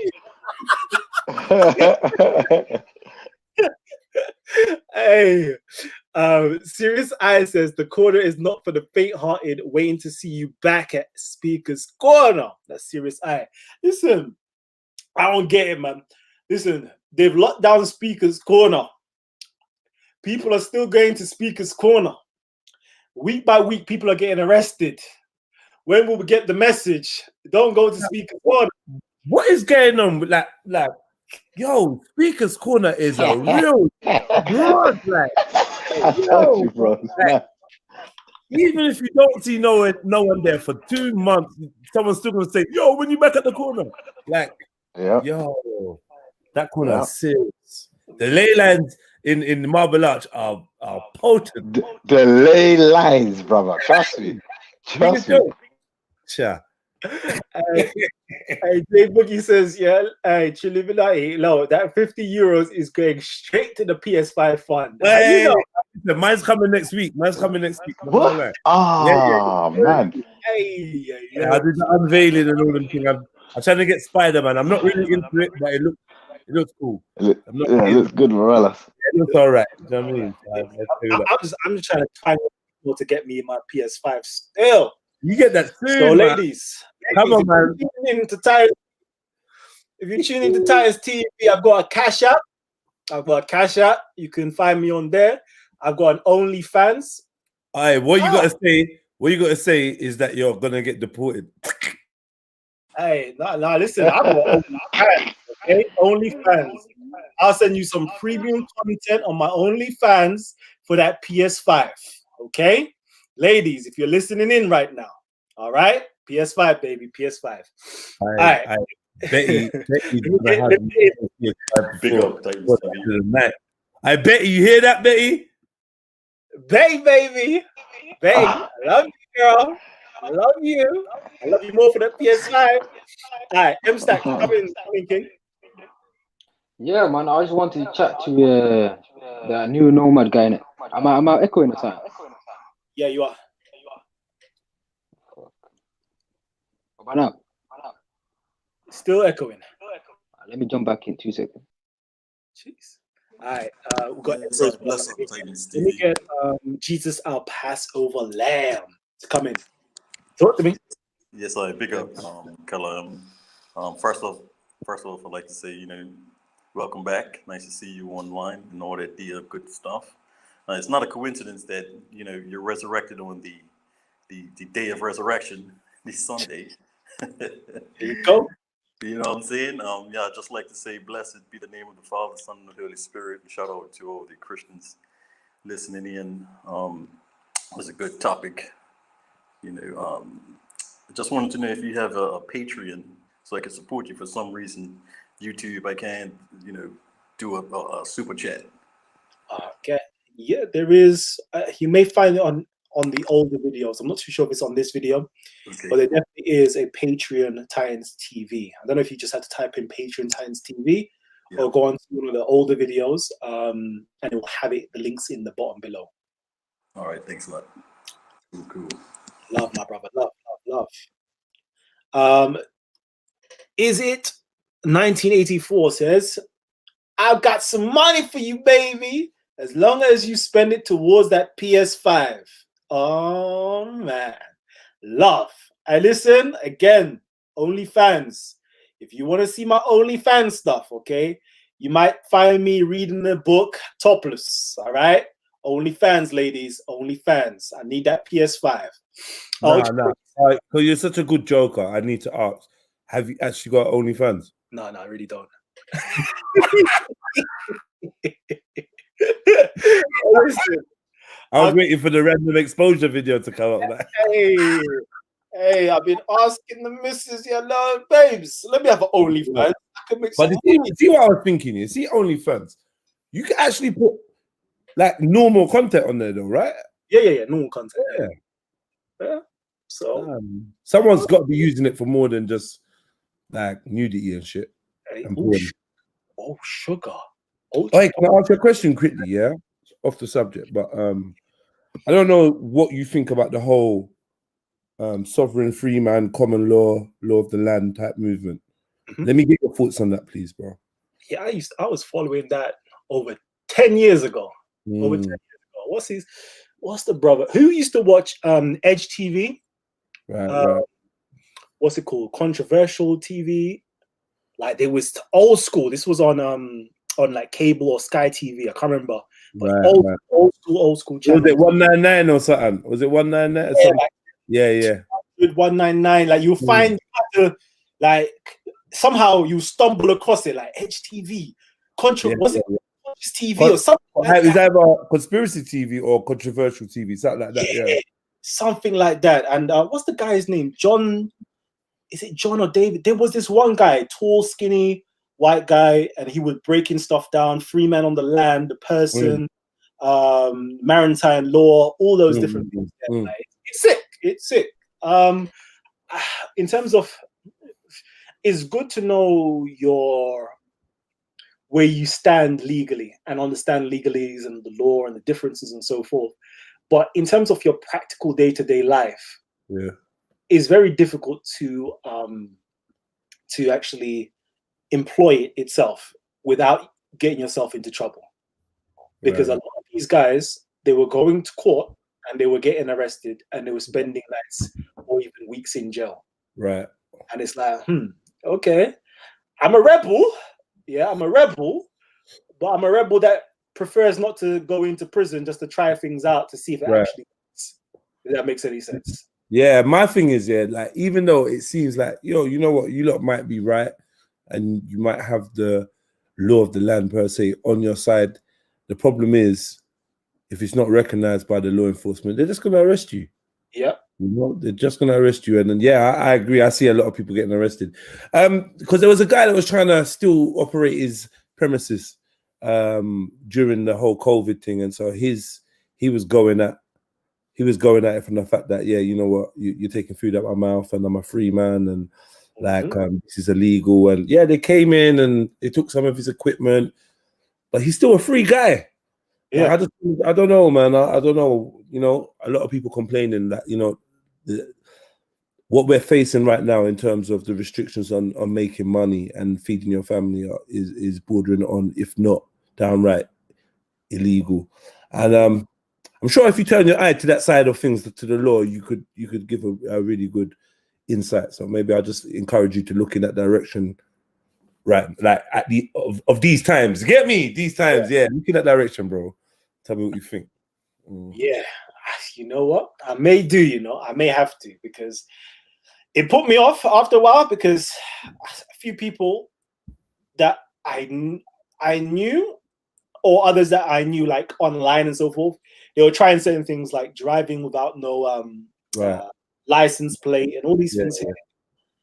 And like, one or two might be able to speech their way out of it, but it's like, why the hassle of actually you're going to get stopped one way or another?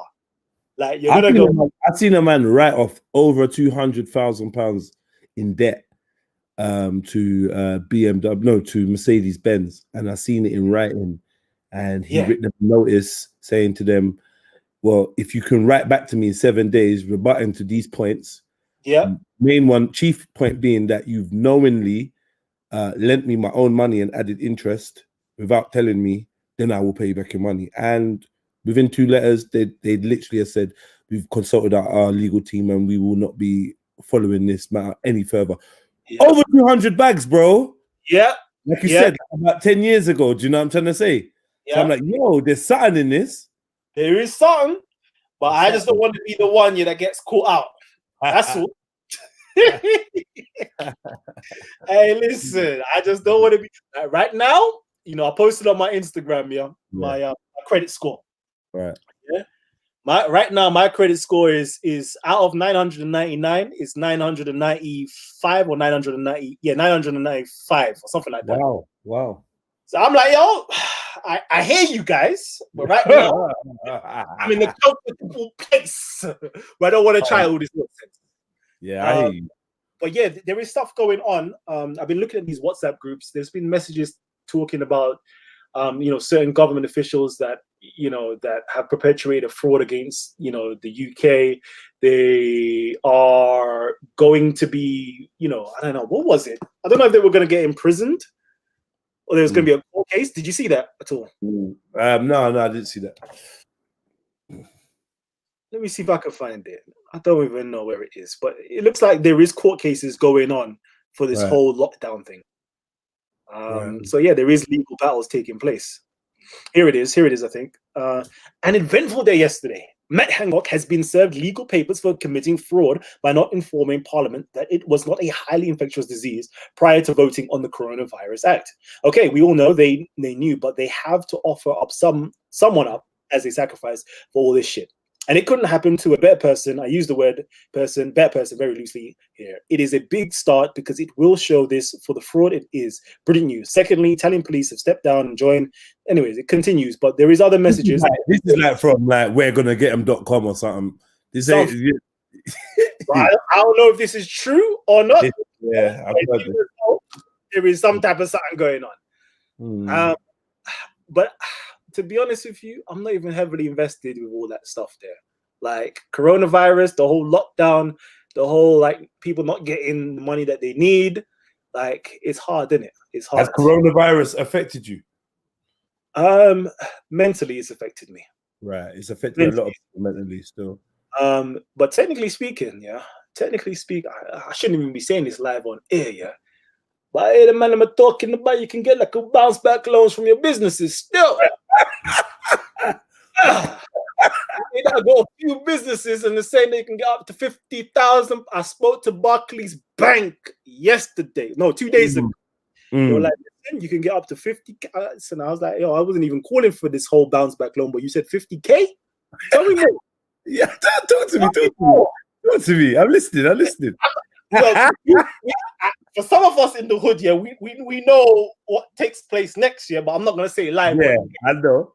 That's a nice little 50 bucks. So anybody who needs help with their business right now, I do business consulting. If you don't already know, I've got a degree in business administration. So if you need help with your business, you need some help. For a modest percent, listen, man, it's hard. You won't even notice it. You know, it's a mob.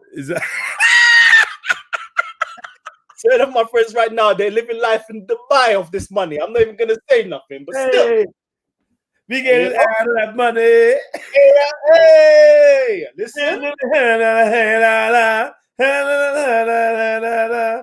There's ways around everything, If you can't have your Christmas dinner with your family, make sure you set up a business on company's house. Make sure you put everybody on the employment. Make sure. And make sure I'm not gonna lie, we're getting Nigerian right now. Come on. We're all living. But anyways, last thing to pick your brain on, and then I'm gonna shut up. I know we got some Muslimic stuff to get into, and that. Boom. SARS, not the disease. What's your talk to me? Do you know what? It's an absolute madness. Like I was watching, the videos that were coming up, like everything that was just flooding in to me. And I'm like, okay. Like obviously on one side, we know that there is this mad corruption that's going on. But then on the other hand of things, it's like, it seems as though we're trying, or other people may have their agendas of overthrowing the government. And then the question is, whose agenda or who is funding that agenda, and what is the possible outcomes of that agenda. So I'm like, I don't talk on. I'm not gonna talk. I'm gonna just gather all the information I need, sit back, analyze it, and see where things go, and look at the trail of money, and see what are the potentials taking place. Like, what is going on? What is, Nigeria's oil system going on? What's the resources? Like, it's very complicated. I don't know. I don't want to sound like a conspiracy theorist. No, you're not. But you have to this is what it is. We've seen how these uprisings serve other masters. So we can't be dumb. It's literally a well-formulated pattern of creating an uprising, using the youth, using valid issues, concerns of human rights and whatnot. And then before you know it, we're calling in for, like, I heard Burna Boy asking for sanctions. When I heard that, hey, Chineke, why? Exactly that. Huh? No. So let me just research this. So SARS, who was SARS trained by? Oh, okay, cool. Continue. Like, so, give me that one. Who trained them? The UK police, British police, trained the SARS people. So that's something else. So I don't know, man. I don't want to talk on it yet, because I like speaking factually with information and with knowledge. So when people hear it, it's like, okay, cool. So I'm gonna just withhold saying much, but I'm still doing my investigation on it still. Say that. Yeah. Well, yeah. Yeah. Right? Well, okay, cool. Yeah. Yeah. I'm on that. I'm where you are. All right. Who else is in here? So we've got Medicine Man. We've got Ezra. Oh, sugar. Come your Sharala. Oh man. Now let me hear a We live. We lit, baby. We lit. Oh. And listen. Long time, man. Long time. I'm not gonna lie to you guys, yeah. Like, I think we've gone past the hour and a half mark. We're going on to the 2-hour mark soon. But I'm trying to cut the show down like an hour and 45 minutes. So let me do my mathematics. 90. We maybe have like another 10 minutes left of the show. 10 minutes. And with that being said, is that we're going to actually have shows coming in the future, because this is just to wet your lips, like, it's just to wet your taste buds right now.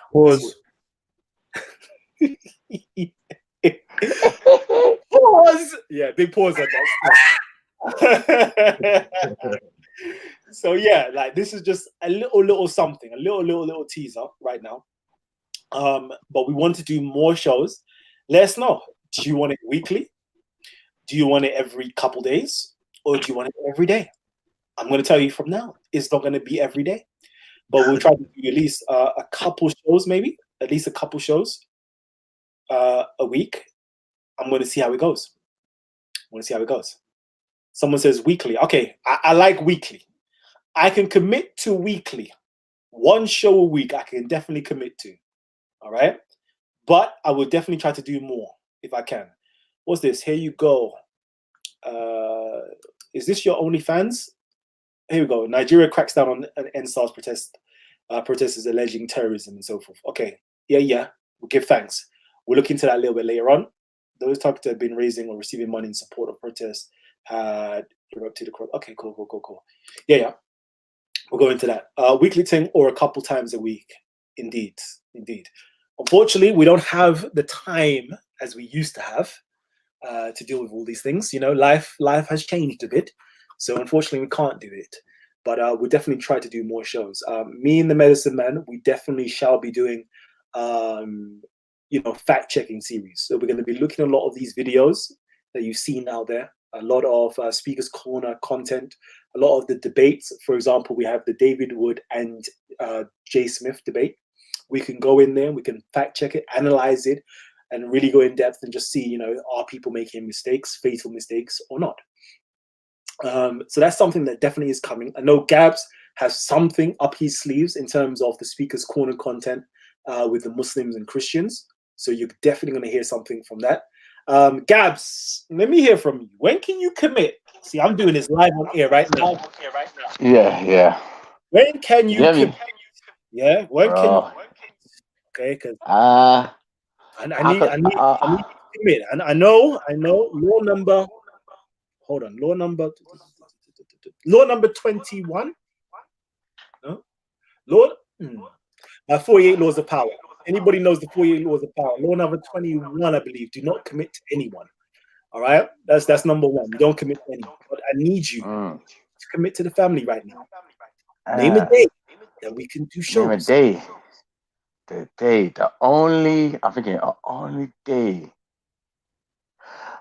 A Wednesday, bro. It's looking real techie for me. So a Wednesday is calm.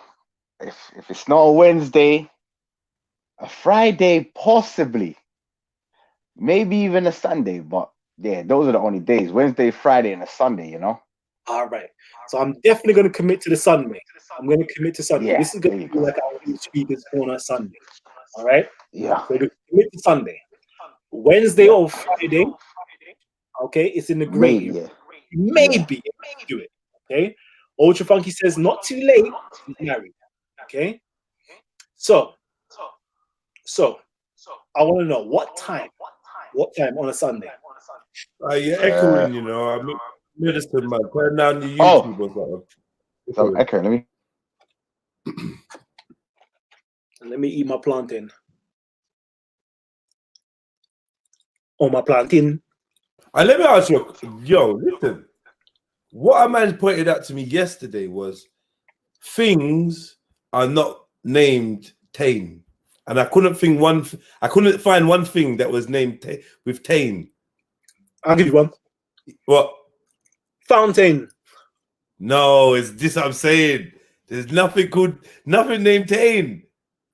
He was like, mountain, fountain. He fucked me up. I was like, no, hold on. He's like, no, it's grammar.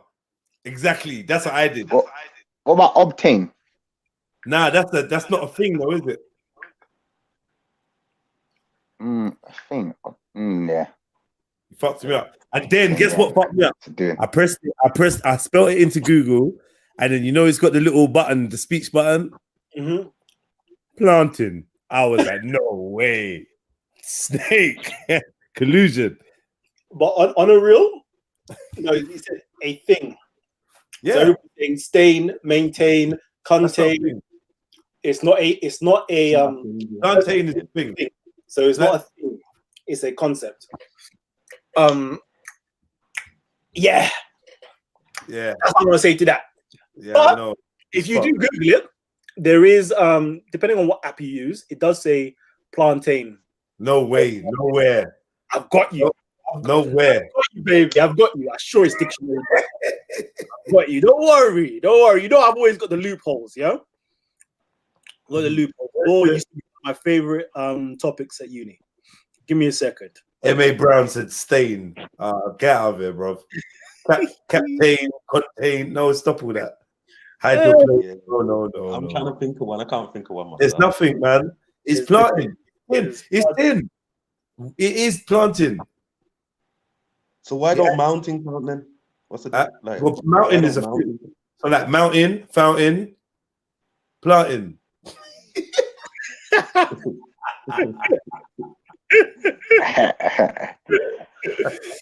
All right. Hold on. Listen. I told you. Snake juice. Oh, it's tin. Oh, yeah. I told you. I know. Erase this live. Delete this live. Delete it. Delete it private. Go and get that plantain.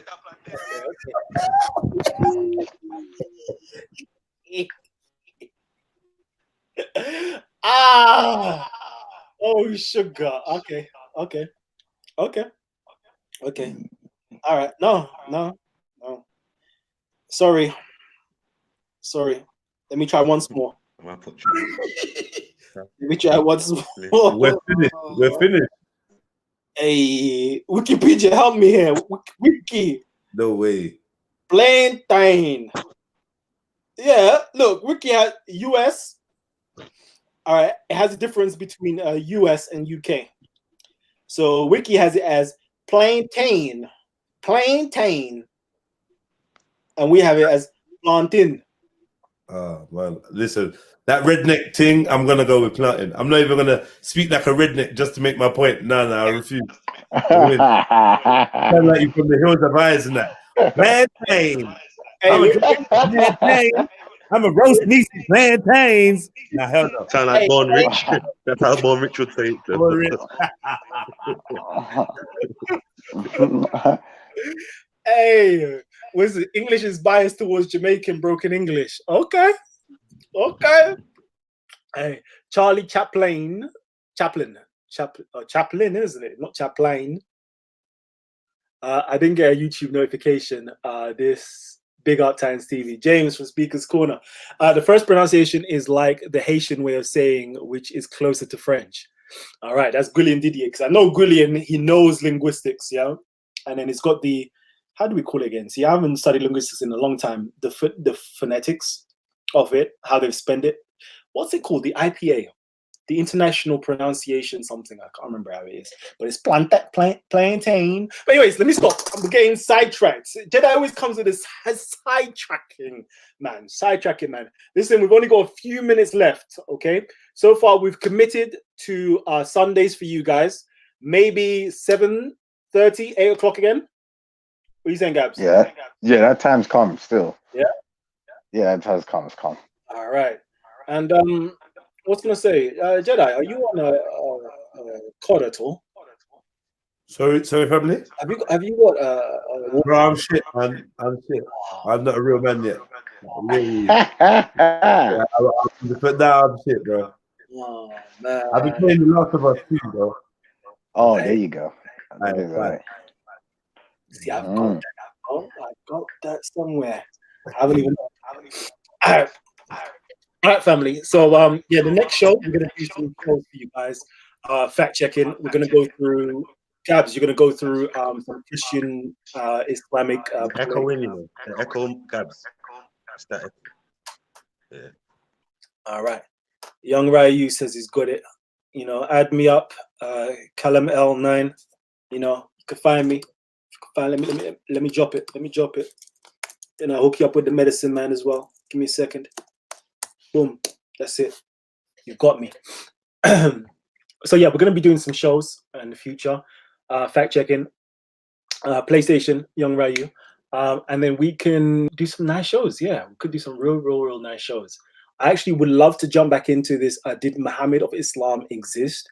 With David Wood and Jay Smith. Of course, I'm waiting for you guys to catch up. I know it's only been out for the last few hours. My tip for you guys, okay? Instead of watching these long-ass programs like even Titans TV, speed it up. It sounds better. First of all, you might have to start, you know, with the 1.25 speed up. After a while, 1.5, and then you get to the level of gods where you're listening at ×2 speed. Okay, save time. Okay, brain hacks. So yeah, please, if you don't have some time, jump in and we can discuss this particular debate. Did the Muhammad of Islam exist? If I'm going to give you my humble answer to that, is did Muhammad of Islam exist? Okay, I'll answer it better. There is no supporting evidence, no supporting material supporting evidence, no early historical evidence of the existence of a prophet named Muhammad. I'm going to stop saying the prophet. I need to train myself to stop saying the prophet, because it's kind of mad. Like, we never say the prophet Moses, the prophet Elijah, but for some reason we always say the prophet Muhammad. But anyways, sidetrack. There is no early evidence to suggest that a Muhammad of such sort ever existed. That's going to sound very controversial. I'm not going to say that a Muhammad actually existed or didn't exist. I'm simply going to say what the evidence shows. There is no early historical evidence to suggest that Prophet Muhammad existed. What we do have is a prophet of the traditional accounts. And that prophet of the traditional accounts, we can say existed. Did he exist physically? or did he exist in the minds of the people making the stories or the sayings up? I can't tell you that. I can simply say he definitely existed within inside of the traditions. But to find, early evidence of his existence is very difficult. It's even very difficult to find the early existence of the Rashidun, meaning Abu Bakr, Umar, Uthman, and Ali. It's very difficult to find anything physical to suggest that they existed. I believe the first of the Umayyad caliphs that we do find some physical hard proof of their existence is Muawiyah, funnily enough. And that's after the Rashidun. So we know that Muawiyah existed via history, but the rest of them, the Prophet Muhammad and his Rashidun, we have no physical evidence. I'm not going to say that they never existed. I'm simply saying we don't have any hard proof of their existence. To make it worse, we know little but to nothing of them, apart from stories. What do I mean by this? Can anybody here tell me, when was the Prophet Muhammad born? Anyone? Hands up. Anybody knows? Anybody? No. No? No, I don't know. The traditional account is 570 AD. Okay? Yeah, it was his birthday the other day. Yeah. Jeez. It was his birthday the other day. And like Sarah Garvey's up in the building. 570 AD.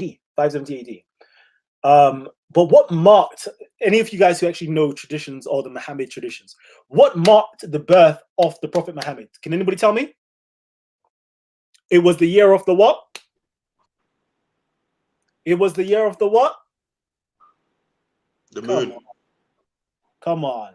Black African power. Come on, man. It's the year of the elephant.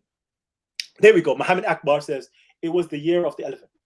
Now, if anybody knows history and hard archaeological, what we find via archaeology, the year of the elephant actually took place in 554, almost 20 years before the supposed birth of Muhammad.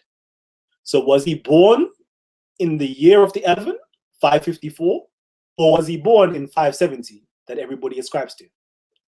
Some people say that he was, some people say that he was 40 years old when he started his prophecy. Some people say he was 43. There's all different accounts. Nobody truly knows. Some scholars say, I'm talking about Islamic scholars now, say that he was a Christian. Others say, no, he was a Jew. What? Others say, no, he followed the religion of Noah. And so forth and so forth. What? Nobody knows this stuff. Because for some reason, it's the scholars or the scholars or the people in the know doesn't make this available to the layman. But I can quickly pull it all up for you and just, show that there is so much confusion. Nobody truly knows. Nobody truly knows. So yeah, in terms of the historical value of Muhammad, we don't have anything hard proof to say if he existed or didn't exist. Okay, we do have the traditional accounts, and that is about it. And it's depending on how much value you place on the traditional accounts. That's as much as I can say. Callum is there. I know. If I talk, it's time to. They say time to boycott Titans team. Trust me, if I talk, it's all peak.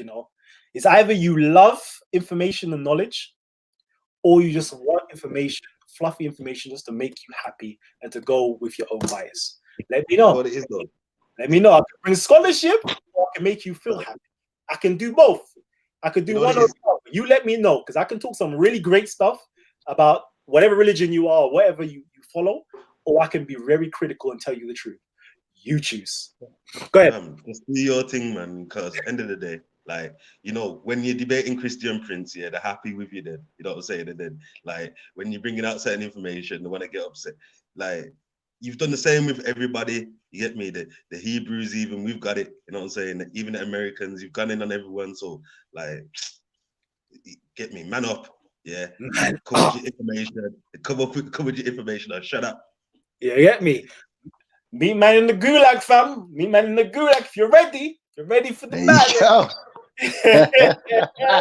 Who's gonna make it out the gulag? He's gonna make it out the gulag, baby. You let me know. Whoever wants to step in, okay? See, I really want to have like great conversations, but a lot of people aren't in the know, so we can't have great debates because it's just going to be one-sided of a schooling. But if you're Christian, come onto the platform. Yeah, drop your information. If you're Muslim, come onto the panel and drop your information. But I'm going to warn you, we're dealing with academia. We're dealing with critical thought. We're not dealing with emotions. We're not dealing with beliefs. We're trying to establish a fact. We're trying to prove things or critique things. Come in if you're available to do those things. Let me know. All right. Talk to me, Gabs. Bro, man, I'm there, man. I think that's it, you know, really. Yeah. You know, first little show. I think that's it. It's been good. You know, we've got a brother Jedi here, Ezra here. I think that's it. It's been a good one. We don't want to overstay our welcome, you know. We don't want to, you know, Sunday soon come, man. Hey. All right. So, lads, you've heard it first from over here, yeah? Your next show, okay? Next week, Sunday, 8 p.m., we're going to be doing a show. Inshallah, we might even do a show during the week. But for now, you're definitely going to have a show next week Sunday, 8 p.m. I'm going to try to get it earlier, like 7:30ish, because you know how it is. Marshall's up in the building. It says here, honestly, I learned so much from Times TV, the whole Muslim community. Salute to you. Salute to you, Marshall. Would you debate Dan Juma? Dan Juma, if he had something that we were at odds against, I definitely would debate him. Titans. Click on in the StreamYard, click on the comment, and then it shows up on the screen. Oh, see, this is what I love, you know. Man, have just taken over, you know. Man, have taken over, you know. Like, I don't even know nothing no more, you know. Listen, Jedi, you sure you don't want to be the co-host out here?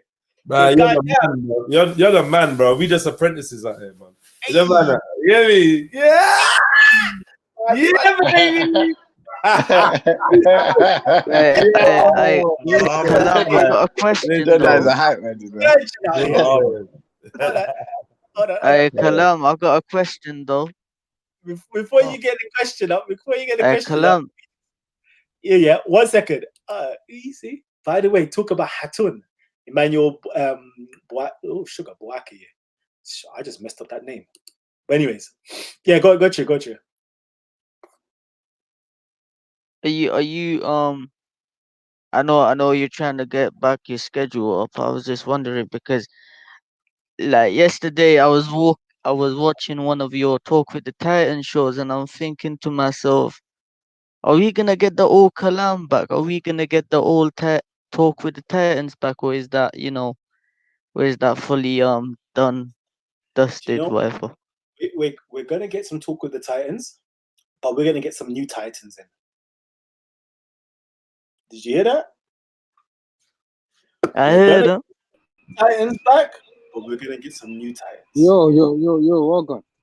Chase Stacks back in the building. But what's going on, man? Saying there's no evidence for Prophet Muhammad sallallahu alaihi wasallam. Come on, man. There's more evidence for the existence of Prophet Muhammad than for Jesus or any other prophet from the past, man. Come on. Let's do some comparison. Give me one evidence that the Prophet existed. Yeah. What evidence? You got secondary source materials. You've got people like you've got what's it called Ibn Ishaq. You got Ibn Hisham. You've got the Quran itself that was dated back to the Prophet Muhammad sallallahu alaihi wasallam's era. You've got manuscripts that were dated back to him. You've got people. You got multitude of people speaking about the same person.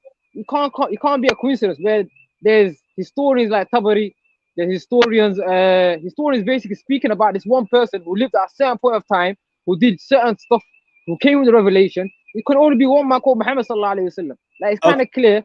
Like, come on, man. If you this criteria that you're giving us, if you uphold it for Jesus or any other prophet, they're gonna die. So let's be realistic out here with the evidence that we're trying to put forth. Definitely, we could do this with Jesus as well. But again, we're saying the traditions. So we're not going to argue. Traditions, yeah. Whether Muhammad existed in the traditions, okay? We clearly know he existed in the traditions. But in terms of his historic value, okay? Right. Contemporaries, material evidence.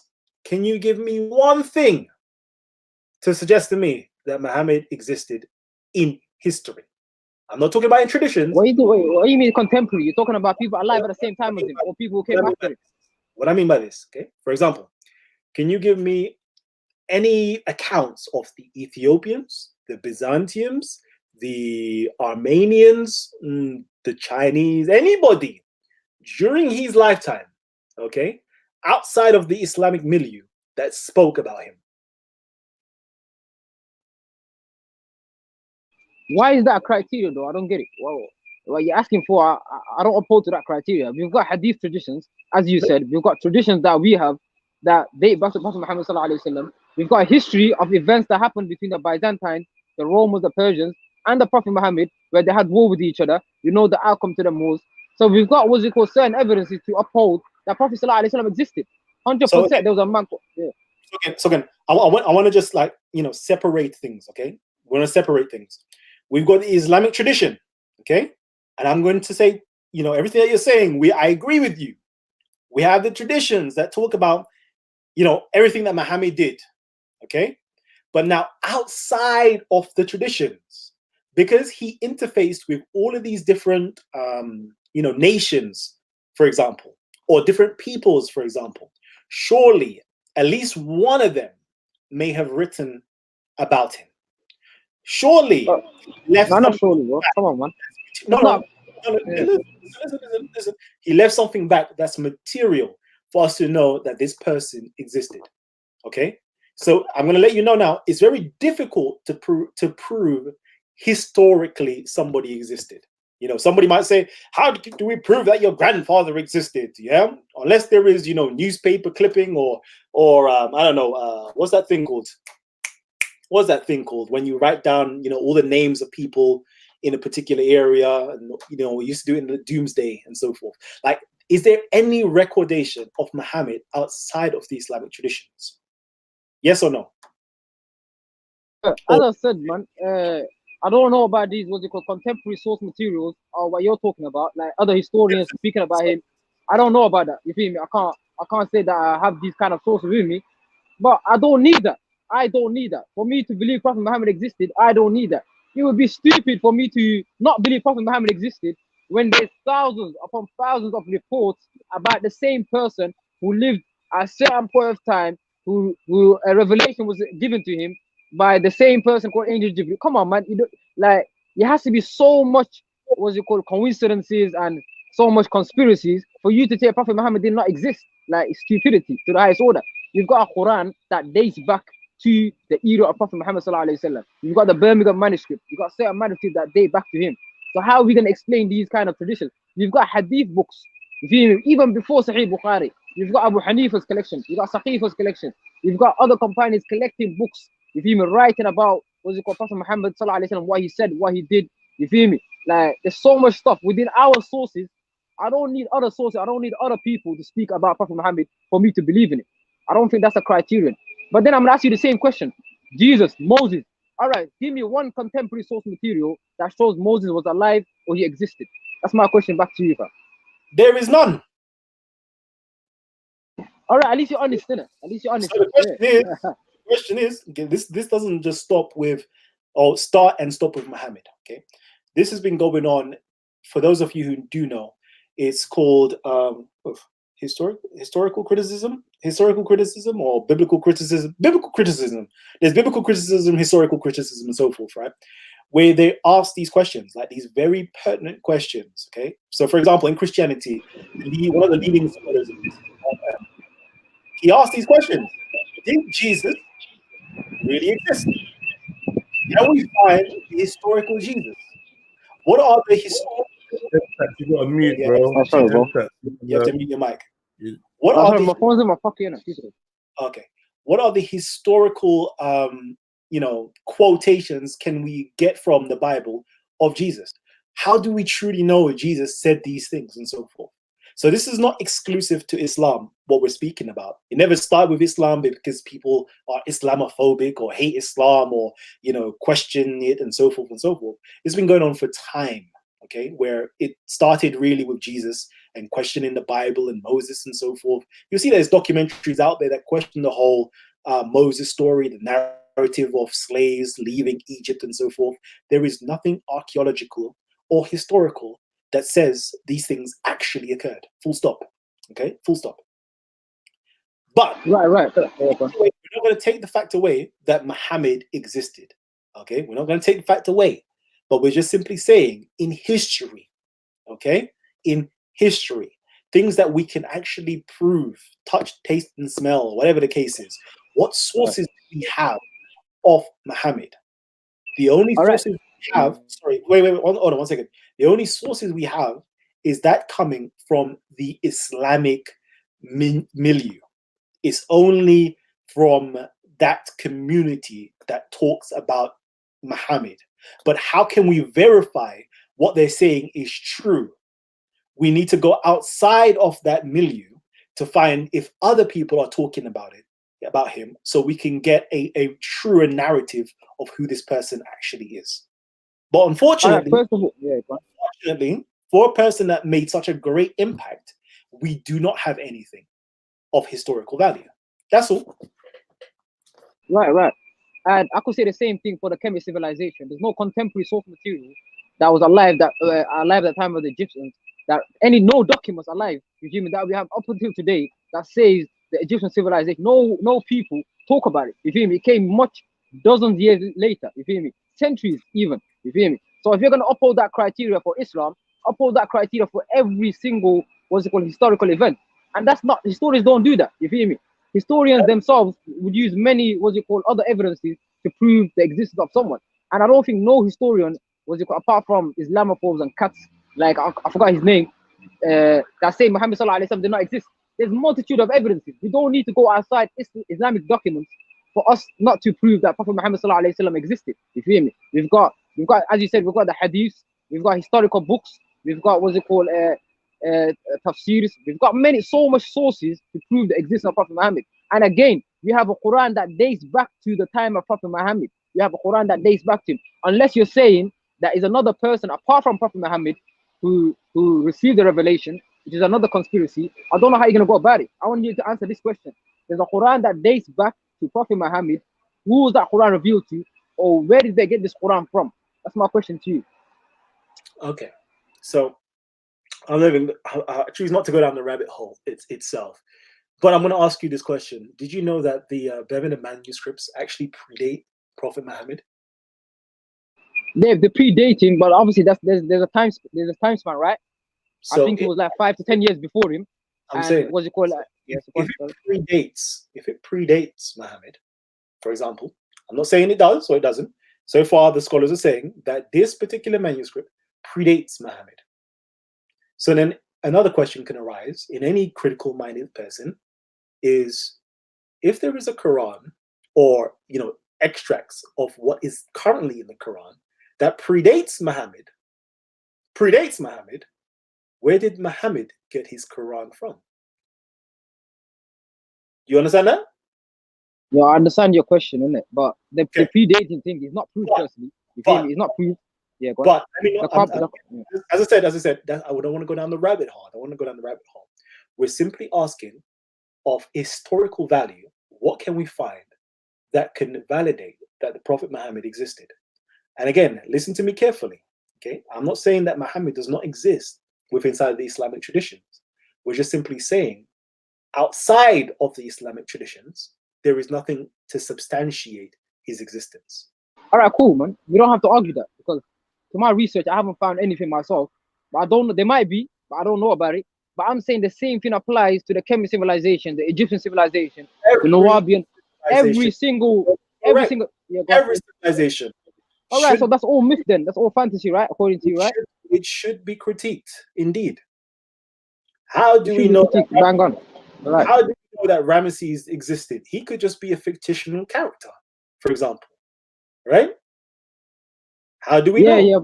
So we now need to take a historical approach. Are there any correspondence, from one political empire to another political empire? Do we have letters? Do we have transcripts? Do we have anything of physical evidence to suggest he existed?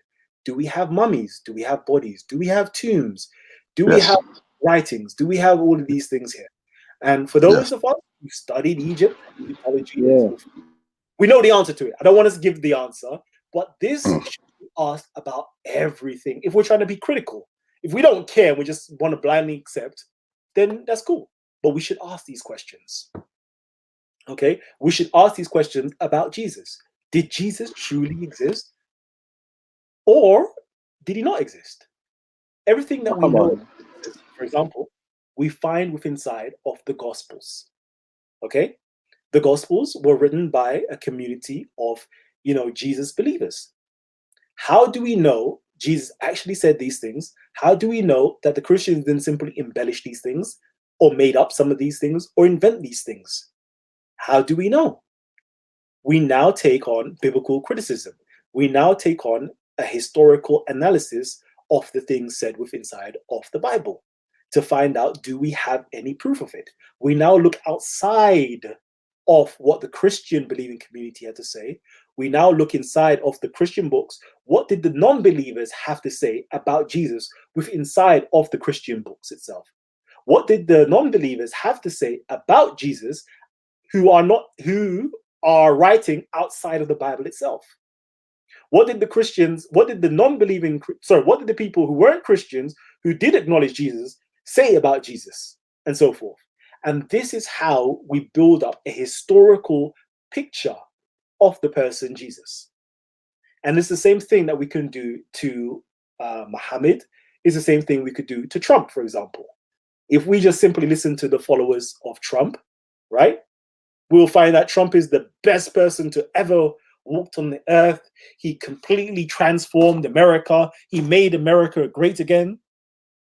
But now, what does the other side, other people in America who are not Trump supporters, have to say about Trump? How do we know Trump truly existed? Do we have anything? Do we have a census report? Do we have any records of him outside of him saying he existed? Do we have things that he said? Has he got writings? Has he got any communications? Anything to know? Anything out there that we can validate the existence of Trump? So it's not something that we're doing to attack Muhammad. Far from it. We're just looking at a historical analysis. Can we prove that this person existed historically?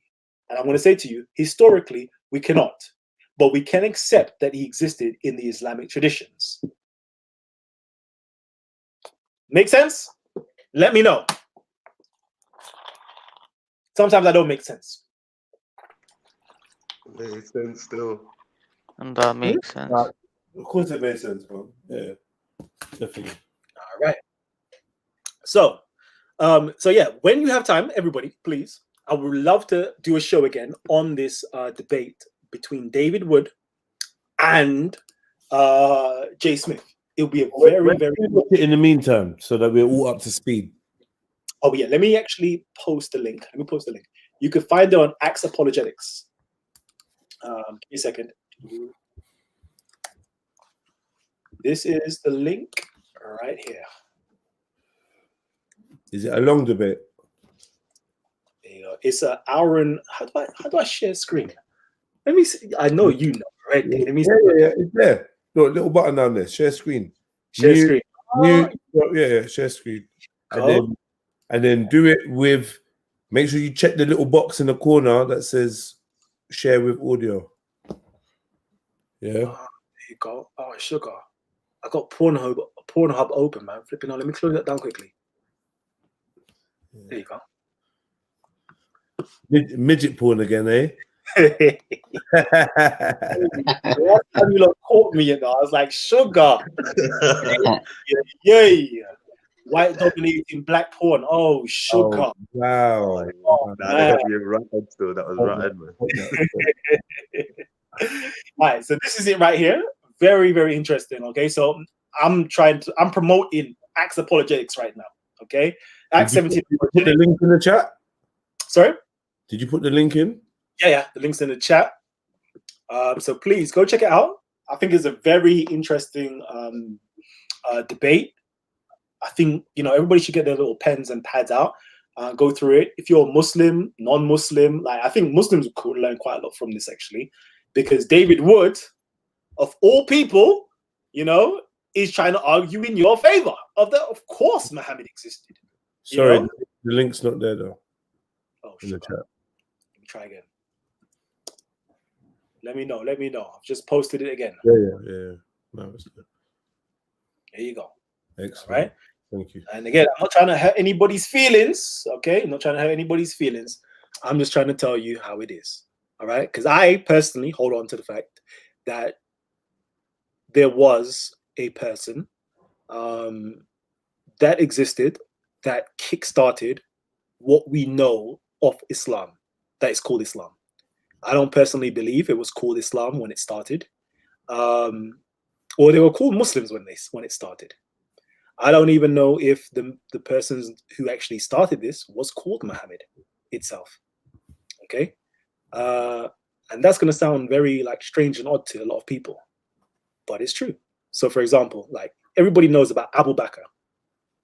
Abu Bakr, right? One of the great caliphs, the first caliph. Who here can tell me what Abu Bakr's real name is?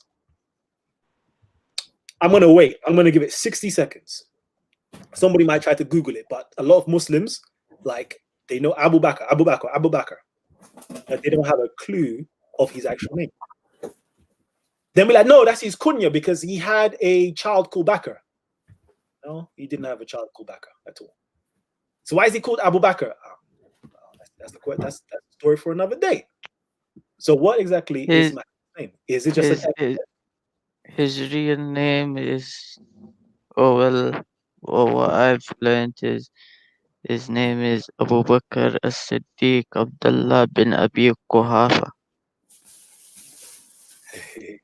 There's a lot of titles, yeah, but you add one bit in there, Ibn Abu Quhafa or something like that. And same as Muhammad. What was he called? Outside of everybody knowing him as Muhammad, what was he called? What was he called? He was called Ibn Abi Kabsha. Yeah, Kafum, yeah. But nobody don't know that. Nobody don't know that. So the question is, could Muhammad just simply be a title? Yes or no? Yes or no? That's a story for somebody who's a time for somebody who actually has the time to do the research of these new claims that's being put forward. You know, he says that his father's name was called Abdullah, but yet his father was supposedly a pagan. So why does he have Abdullah as it? Some people claim that his name was Abdullah.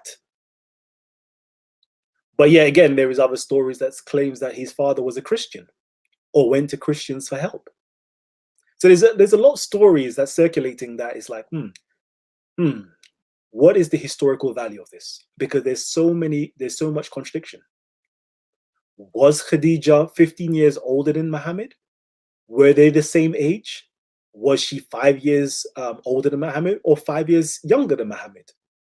There's so many contradicting stories. Did he stay in Mecca for 10 years? Or did he stay in Mecca for 13 years? Did he stay in Medina for 10 years? Or did he stay in Medina for less years? So many contradicting stories. So how can we tell which one has any historical value? Which one is true and which one is false? If there's so many contradictions. What about Maku's claim that there was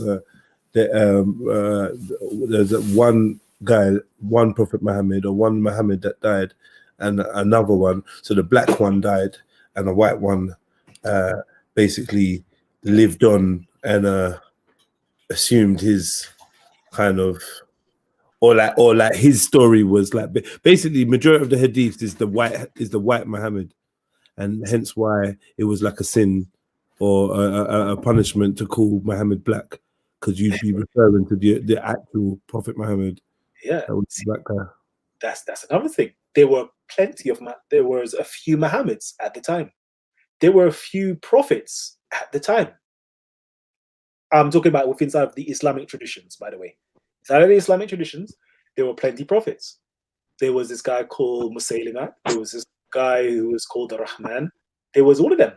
They all claimed to have. Some of them claimed to have a Quran. Some of them. And at the time, wasn't people popping up after Muhammad claiming to be Muhammad, like the Prophet as well, like the Prophet Muhammad? I think there is some accounts of people claiming to be the reincarnation of Muhammad or something along those lines. Basically. So if people were popping up, claiming to be Muhammad, like how did they know which one? Because like Jedi was just saying, there's the black one, what we understand as the original, the Christian or whatever, and then there's other Arabian at the time of the Ottomans, other Muhammads now popping up, So like how do they know which one is the one in their Quran? Allahu alam. Nobody knows, man. Nobody knows. Because these stories could be a compilation. I'm not saying they are or they're not, but they could be a compilation of different Muhammads. They could be a different compilations of different prophets. They could be a compilation of different of rulers during the time. All of this could be a compilation of different stories coming together. If you ever know how folk tales or what's it called, like oral story come about, like it's not as simple as people think it is. People think that these people are remembering things that happened 40. Imagine this, Muhammad died 632. The very first, I think the first hadiths, one of the first hadiths that was coming out took place like 30 years later after his death. 30 years after his death. And they know it word for word. Word for word. Word for word. Okay? Just imagine, Kalam is a prophet. Okay? I think I've spoken more words and have more chapters in my YouTube videos than there is in the Quran. Tell me, how many of those videos can you recall word for word? Tell me how many of those verses I've spoken. Let's just say a paragraph of what I've spoken. Right. You may have the general gist of what I've spoken, but to memorize a whole paragraph of the words I've said, even I can't do that. I can't even. But how can you do that 30 years later? Sorry, Kalam. Is it possible that you could put the link in the chat? Nawapin Sniper Maku wants to jump in and say one. Let's get it. Thank you. All right, this is the StreamYard link to get in. Boom, bang. There you go. Like it's very difficult, and this happened 30 years later. And then you'll find out that when these things were occurring, it occurred for political reasons. People were making up sayings of Muhammad to foster and to create propaganda for their wars and for politics that was going in at the time. So how do we know these things actually came from Muhammad? For example, we have Bukhari. Let's just do Bukhari real quickly. Bukhari said that there was over 700,000 hadiths or something along those lines. And then he whittled it down to like 7,000. Let's just round numbers. I'm pretty sure it's like 2% of the actual number of hadiths he collected. He only put in 2% into his collection, because a lot of it was made up of fabrications. So imagine that.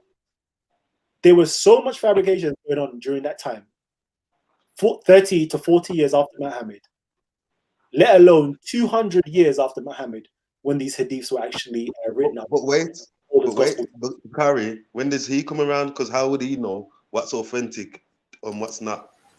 How many years later? Yeah, there is a system that he's constructed to say what is authentic and what is not authentic. Who do we trust and who don't we trust?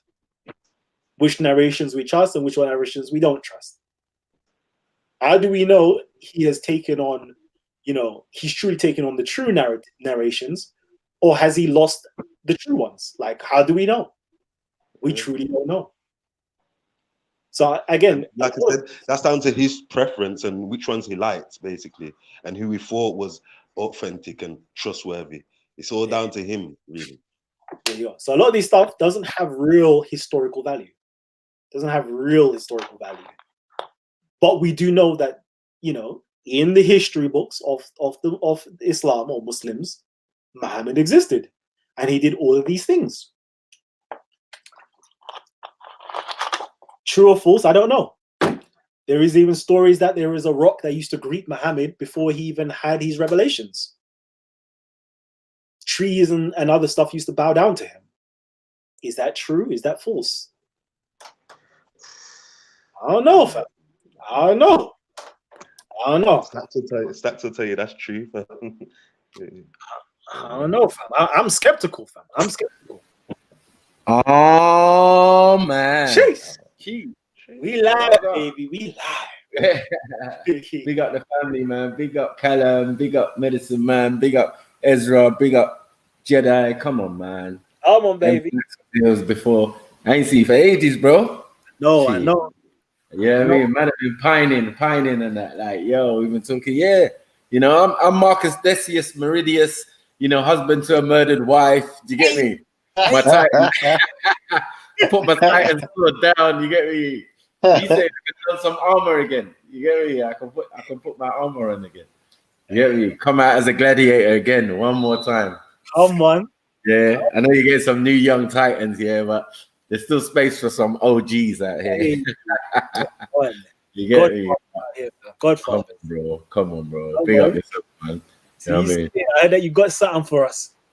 No. When you was talking, obviously, like the idea, Jedi was coming with the Muhammad, multiple Muhammad concept that I brought forth. Do you get it? So, yeah, the guy Musalat you mentioned actually the one of the imposters. Do you get what I'm saying? But with him, I'm gonna find it. There's a letter that he wrote to the Prophet Sallallahu Alaihi Wasallam, trying to ask him to share the title, basically. Yeah, around about that time. So yeah, I've got images obviously, and his full name, as well as the Prophet. Do you get what I'm saying? And we know his name is not Muhammad. It is Mustafa Muhammad Al-Amin, the full title. So yeah, I know he's got nicknames and stuff, but yeah, if we want to start going into it, yeah, it's that. But yeah, man, it's been a long while, man. Bro, I've been under pressure, you know. Yeah, they've been on to me, you know. I try deal with the Kaaba situation and Petra and all of that. man got shut down when he touched the Kaaba still. I got struck down, bro. Like, yo, when I gave the Islamic point of view, it was fine. The next time I bought some other guy's video, I think he knows David Wood and these guys or whatever. Yeah, it was a problem for me. For me. And the Dr. York one as well. Yeah, Imam Isa. Yeah, I drew those ones. I drew the one about Hadith and about mainstream Islam, I think. Yeah, it was a problem. But they're my videos. I posted them. I put them up on YouTube. Okay. So they haven't struck down the videos, but you know, someone got upset, mentioned our name. Yeah, found it offensive. You know what I mean? So yeah, that was a good video, man. A lot of information. I'm telling you. It was like listening to Callum again. You know what I'm saying? Hey, they don't want the truth to come out. Yeah, yo. Hey, like Imam. I miss those days with Shamsi. Yeah, the correction video. You know, after man goes home. Yes, welcome to Titus TV. Yeah, right now I'm gonna bring some Delil, like proper Delil and that. Yeah. Now it's time. It's time. He's back, baby. He's back. He's back. Baby. Back. Trust me. As I was saying, the fact checking series is coming back. We're gonna be going through, old school. Oh damn! What's going on? He clicked himself out. Yeah, it happened. When he comes back, remember to ask him about Tommy Robinson coming to speak his school.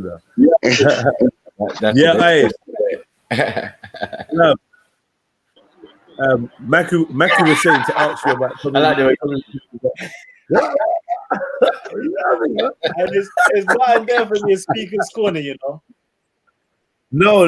I'm saying, what did you think about Tommy Robinson coming to Speaker's Corner to support Hatun's freedom of speech? Again, everybody has their agenda, so we already know. Like, there's code. When I saw that, we understand that there is code. Yes, I'm coming down to Speaker's Corner to give Hatun flowers and chocolates. That's just code to let everybody know. Please don't trouble me. Yeah, I'm not organizing a demonstration, but there's gonna be a hell lot of my people coming down to Speaker's Corner. Is it really in support of Hatun? On the surface, yeah, but deep down, it's a show of force and show of solidarity against Islam or Muslims and extremism and so forth.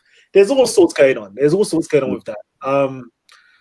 It's not just straightforward. Like, it's not just straightforward because things have been happening. But do you still believe that Tommy is a bastion for the fight of freedom of speech? Because I'm not sure if you believe that, but I believe you believed that in the past. I think that anybody that agrees with free speech is that in essence. He was just a person that was able to amass a large enough crowd to draw attention to the deficiency of free speech in Speaker's Corner and the world, full stop. And that we should now, should not even bring back free speech, but we should be more empowered to speak out loudly and freely. And I think he came to actually just to serve that purpose. So I'm in agreement with anybody that wants free speech.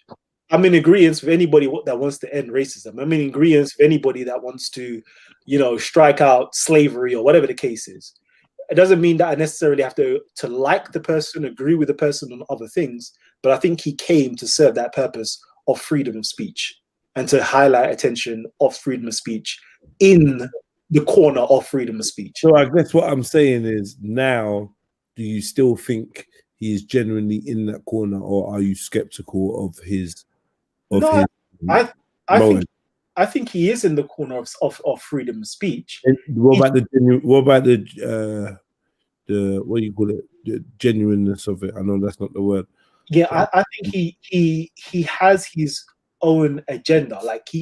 It's quite clear he has his own agenda. His thing is anti. I don't want to say anti-Muslim, because I don't think he's anti-Muslim. I think he's anti-Islamicists or anti those Muslim. Define. Islamicists are those people who deal with political Islam and want to bring about the Sharia and all these things here and everything that Sharia entails. He's against those types of people, and he's also against the pedophilia. And when I say pedophilia, I mean the grooming situation as well that's going on, where his own family members or friends have been groomed and so forth by these Muslim lads. So I think he's against all of those things there. And he utilizes free speech for that, but he has his agenda to constantly, if there's something that has to do with Islam or Muslims acting badly, he will jump on that bandwagon. Yeah. That's it. Last question. Yeah. From a totally personal perspective, whether informed or not, is Tommy Robinson a racist? I've said it before. Every single, and I know this is going to sound like a politician answer. Don't do it then. Don't do it. Don't do it. No, but it's the truth. Every single person in the let me just narrow it down to the UK is being tarred with a brush of racism. We're all racist. It's going to sound mad to everybody. Unless you study racism and really truly understand it and try to overcome your racist prejudices, we are all racist, whether we like to believe it or not. We're unconsciously racist. Whether somebody's openly racist, is a different subject matter. Okay, and what I mean by that is, I'll tell you straight. Growing up, my family would tell me, never you bring a white woman back to this house. Is that racist or is that not racist? I'm asking you. What I'm saying, Black people can't be racist. But it's not racist. Is that does not? Not racist. You know why I say it's not racist? You know why I might? I'm not gonna jump and say it's not racist, but what I would say is, yeah, there's definitely a contextual basis to there's a social there's a social kind of situation going on. That means why we have to deconstruct that. We have to look at why that is and what is behind that. I guess I'm gonna make excuses. It stems from racism. It stems from the fact that Europeans have mistreated Black people for a certain amount of years, and it's a fight back against that racism to never bring that into the family and so forth. Okay. So then, is that racism then? Again, we've all been tarred with the brush of racism, whether we don't even know it. Unconsciously, we've been tarred with it. You know, unconsciously. Like sometimes I'll be listening to rap music, and they will say something like, you know, juju or black magic, and then immediately they'll say something about the devil next. Unconsciously, you relate anything of African spirituality to the devil. Does that make any sense? Yeah, that's you.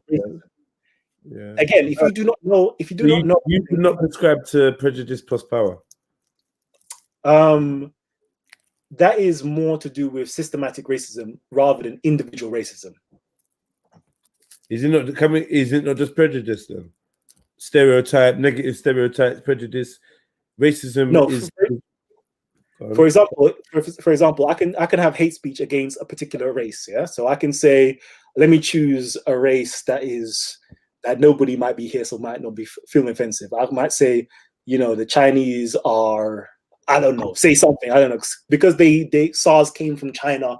Let's just say all Chinese people are diseased rats. I don't personally believe that. But let's say I say, okay? I condemn that statement. I condemn that person. That there is a racially motivated hate speech. That's me being an individual, a person who's been racist against Chinese people.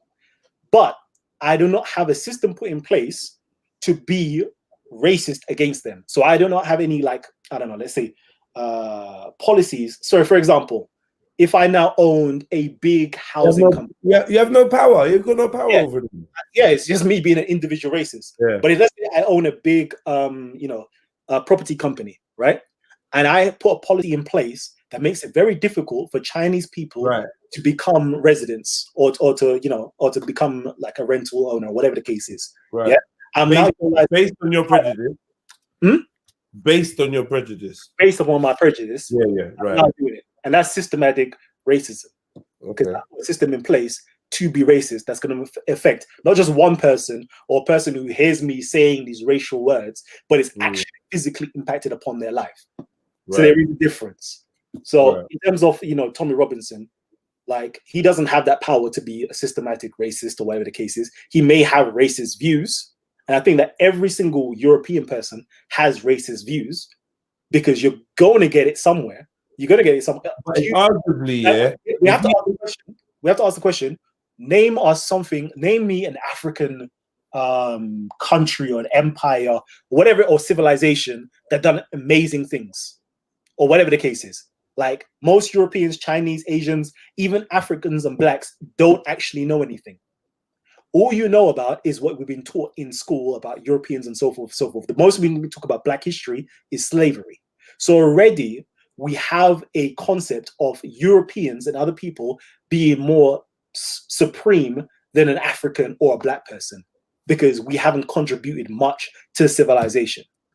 But if we now are systematically taught of the greatness of Africa, of India, of Singapore, and so forth, and all of the world's communities, there's no way we can be racist because we cannot have a negative or a diminutive view of other people because we know how great they have been or how great they are and how much. Not necessarily true, because by your own reckoning, black people can still be racist. And we've been taught a lot about the glorious European history and their conquests and their exploring. You know what I mean? So, and it's left. Having put information on them might not necessarily deter you from being racist, but I feel like it then convicts you with the charge of being willfully racist, intentionally racist, which is what I want to argue about Tommy Robinson. Yeah, I'm saying maybe not openly, but like you say, we have a natural prejudice, right? Cool. Well, then we have people that actively indulge on that prejudice and encourage it. You say that Tommy Robinson doesn't have the power, but I would argue that he has the ears of the working class. Therefore, he can affect systematic racism through his speech. And his behavior. So, like we now have to jump into him being a racist or having racial ideologies and so forth. Okay, can we prove that he has like a racial ideology to be willfully racist? Yes. You know, there's other people. That's that guy that killed all these different people and so forth. He had a whole what's that thing called? See, it's late at night now. He had a whole manifesto and so forth.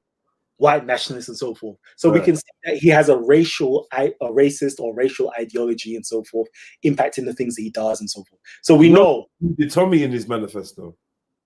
Yeah. And many of Tommy's acolytes. Yeah. Which is telling. Yeah. But Tommy, like for instance, see the little statement about the Somalian barbarians. Come on, man. So there you go. You can see how the incidental racism comes out of his mouth. Right. Because he's not even trying to be racist. That's the thing. He's not even trying to be racist, but we can see, Is he not? He's not trying to be racist. I think Tommy has identified a group that is like, I don't give a fuck. You lot ain't got no power, so I can be cheeky with you lot. I think he's that kind of guy. He don't care. Look, Somali community is like, fuck it. You lot are never gonna be on my side. You're fully Islamic. You're fully Muslim. Like, I don't mind being cheeky with you lot. He doesn't rate their power just yet. He will, like, for instance, in 10 years' time, when the Somali community rightfully becomes a lot more powerful and influential in UK politics and the social whatever, he will apologize. Oh, well, I didn't mean that. Now he's like, I don't give a fuck.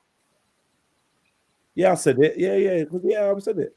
You don't care. Because it's very difficult to tell like a person from like to really get into the mind of a person, but from listening to certain people, listen to their talks and their speech, you can kind of hear where their information is coming in from.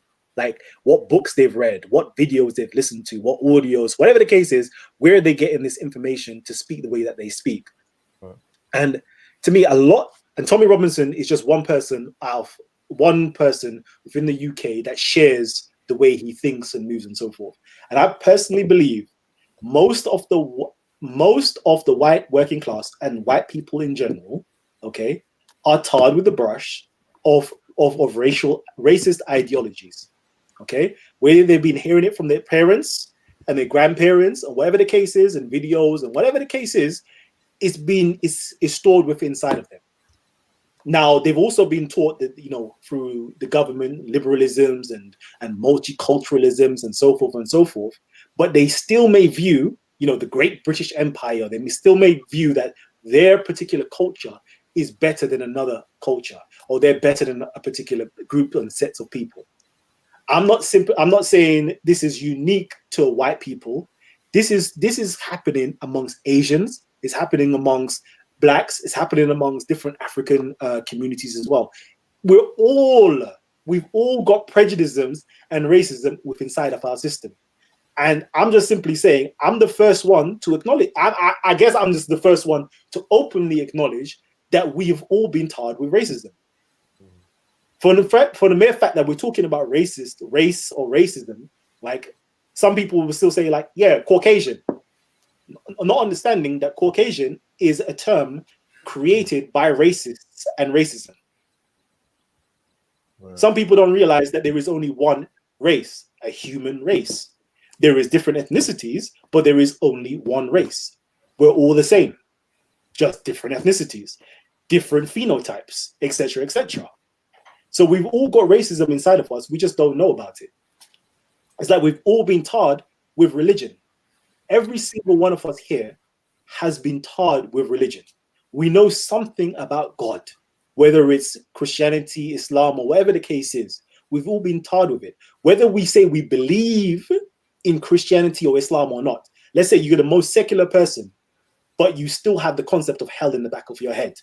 You still may have the fear of going to hell, or you still may think, yeah, if I do good, I'm still going to make it into heaven, even though I'm not a Christian, because these ideas have come into us. And unless we, unpack these ideas, why do I think the way that I think? Why do I agree with capitalism and not communism or Marxism?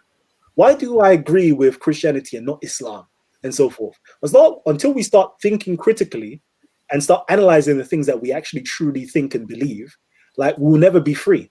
We're always going to be under the thumb or the power of other people who've created these ideas or these concepts or these systems that's ruling our way that we live and think daily. We don't think about it because it's so unconscious. We're so completely unconscious about it, but it's still there.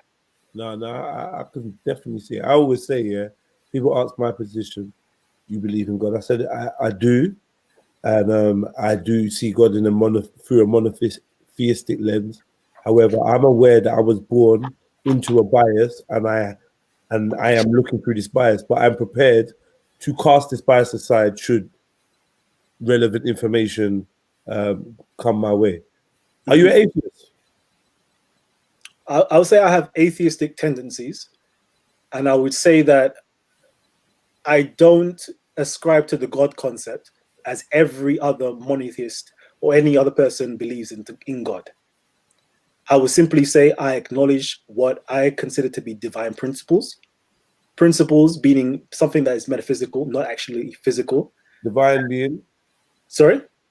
You broke down principles, but I was more interested in divine. Yeah, in the divine. And I have personally divinized. No, I mean, like, you broke down what you meant by principles, but give me divine. What do you mean by divine? And I'm going to say I've personally divinized. How do you pronounce it now? You got me caught off with plantain and plantain. So, yeah, I've personally made these things my deity or my God, meaning this is a thing that I put the most value into, the thing that I adore the most, as in worship, the thing that I'll put my most energy and resources and value into. So, for example, my deity, or one of my deities, is knowledge, wisdom. Okay, I spend more money on books than I do on clothes. I spend more of my time reading books, gaining knowledge, going to seminars, videos, whatever the case is. That is my God. You with me? That is what I personally divinize, because I know that these things would help me and create and make me into a better person, or the person that I want to eventually become. So this is what I'm saying. I don't believe in God like how everybody else does. There's certain things like my family is something that's very precious to me, that I've made it my deity. So no matter what, I will always submit to the concept of truth and knowledge. I always submit myself to my family and so forth. These things are my deities. These things are my gods. These are the things that have the most power and influence over me. Understood, probably. But to say that there is a man upstairs in the heavens looking down at me and, whatever the case is, and judging me, I can't ascribe, I don't hold on to that concept at all. What about creation, though? Like, what about creation or a creator? Like, yeah, so that's a principle yet again. The ability to create is a principle that I hold on to, that I worship, that I adore, that I spend my time on as well. But to say, to ascribe it to, I don't know, to how most people ascribe it as, I can't say that. I'm in awe and wonder at the fact of how the universe came into existence and what caused it and so forth. I'm in awe at it. So do you believe it was created? To ask me how it came into existence and explain it truthfully and factually, I couldn't do it. I would love to spend my time actually learning these things. But do you believe that it was created, or like just random? That there is very difficult to answer, because it could be. It can only be one or the other, though. It can only be either created or it happened, or it just happened randomly. You know what I mean? It can only be one of the two. created for me means to come into existence. Yeah. Certain random things can happen that can cause certain things to come into existence. Yeah. What I mean by that is, for example, it could have been very random that my mother and my father met. Right? Very random. Very random that they had sex at the time that they had sex, when all the stars aligned at the right time to create or to cause me to come into existence with the personality type that I do have. So random things can happen that can cause things to come into existence. Yeah, well, what you would call it random because you're outside of the mathematics. Mm-hmm.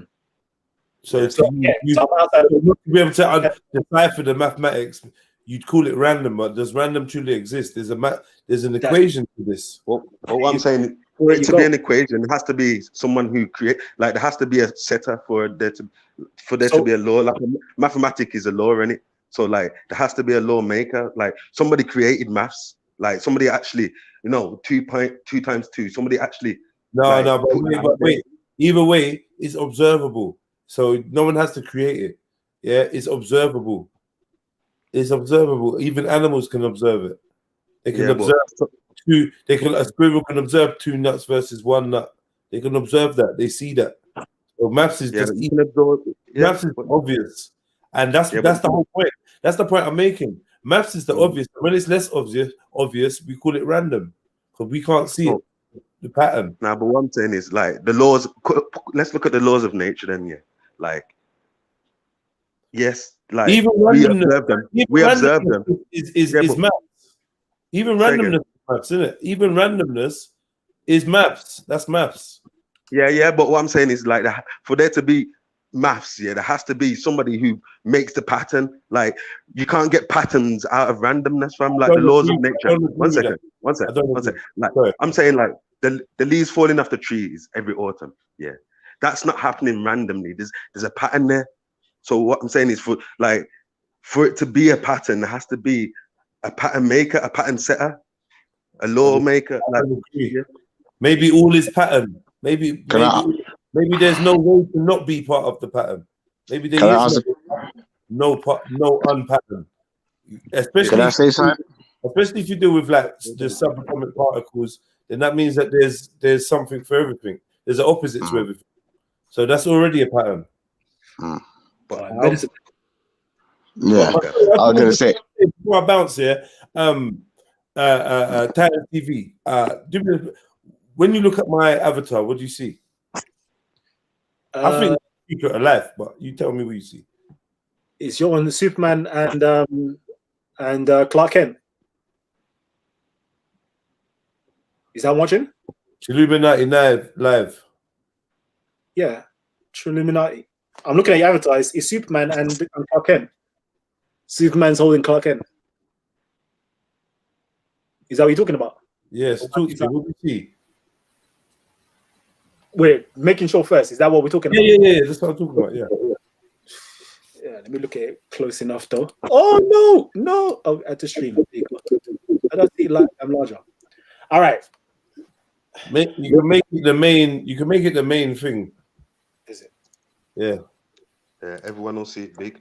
Solo or whatever. Solo. Click it and yeah. There you go. There you go. All right. I'll give you a very basic thing. What I see. We're in a scrapyard with cars. We see there Superman holding up Clark Kent, banding him up.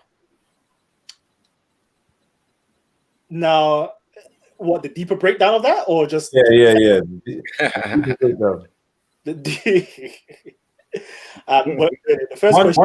One very obvious thing is I put this on for you. Yeah. Tell me, fam. I don't know. I got a question. First of all, just for a coinky dink, what's Superman's name? Kal-El, baby. Callum what? Kal-El. Callum what? Kal-El, baby. There you go. Boom. So that's the first thing. Boom. Get that out of the way. So what?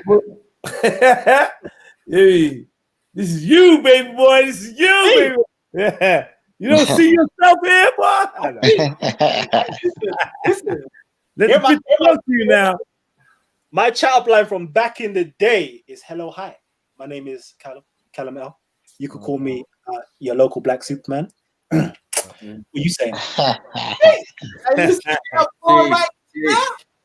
That ball right there. Are you mad?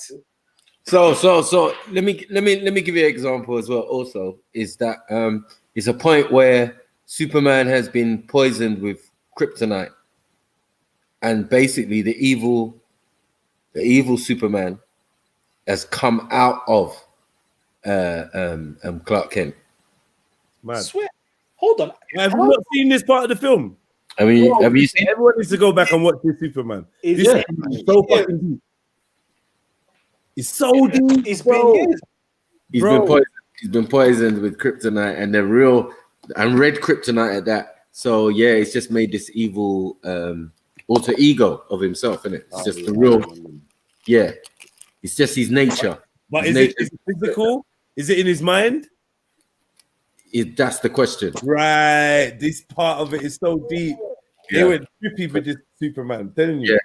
It was he goes mad. to the bar, starts flicking peanuts. That's my favorite scene of all Superman. He goes to the bar and he's flicking peanuts at the bottles. Smashing bottles in the bar. Oh my God. Superman turned gangster. Superman, can I get your autograph? Get me. He basically tells you to fuck off. Huh? He had stubble and everything. Yeah, Superman 3. All right. This one's hard. This one is hard. Then he goes to the cave of crystals, where all the information is stored in the crystals. Right. Like, bro, it's deep. Yeah. It's deep. They didn't even know. They didn't even know. That's they didn't even know the psychology of it. But when I saw it, I just knew instantly. I was like, oh man, this is the battle of good and evil within yourself. Within yourself. Yeah. Within yourself. Mad thing. Yeah. Jihad. This is this is a deep scene, bro. This is extraterrestrial jihad, internal jihad. Yeah. Really break down who Superman actually is and what it actually represents, psychology-wise, and that. Superman. There used to be a lot of DVDs out there. I had a sick DVD about the comic book breakdown, like with like in terms of the colors, the uniforms, the names, their backgrounds. Superman. Yeah, bro, because Stan Lee and that family, obviously they were heavily esoteric, and there's so much information in Marvel. That's why it's the leading brand right now. Marvel, Disney was one Hydra, isn't it? It's mad. And DC, yeah. And it's why there's a resurgence. They make sure your youths love what you love. It's not a coincidence. Ain't no coincidence. It's true, you know. This has to be in everyone's mind right now. It has to be. Why? Thundercats, yeah. My son loves What is Thundercats it? now. What are they showing us in the Avengers and all this Marvel? Why? What is it, bro? I'm telling you, it runs things. It's literally there's not really anything else.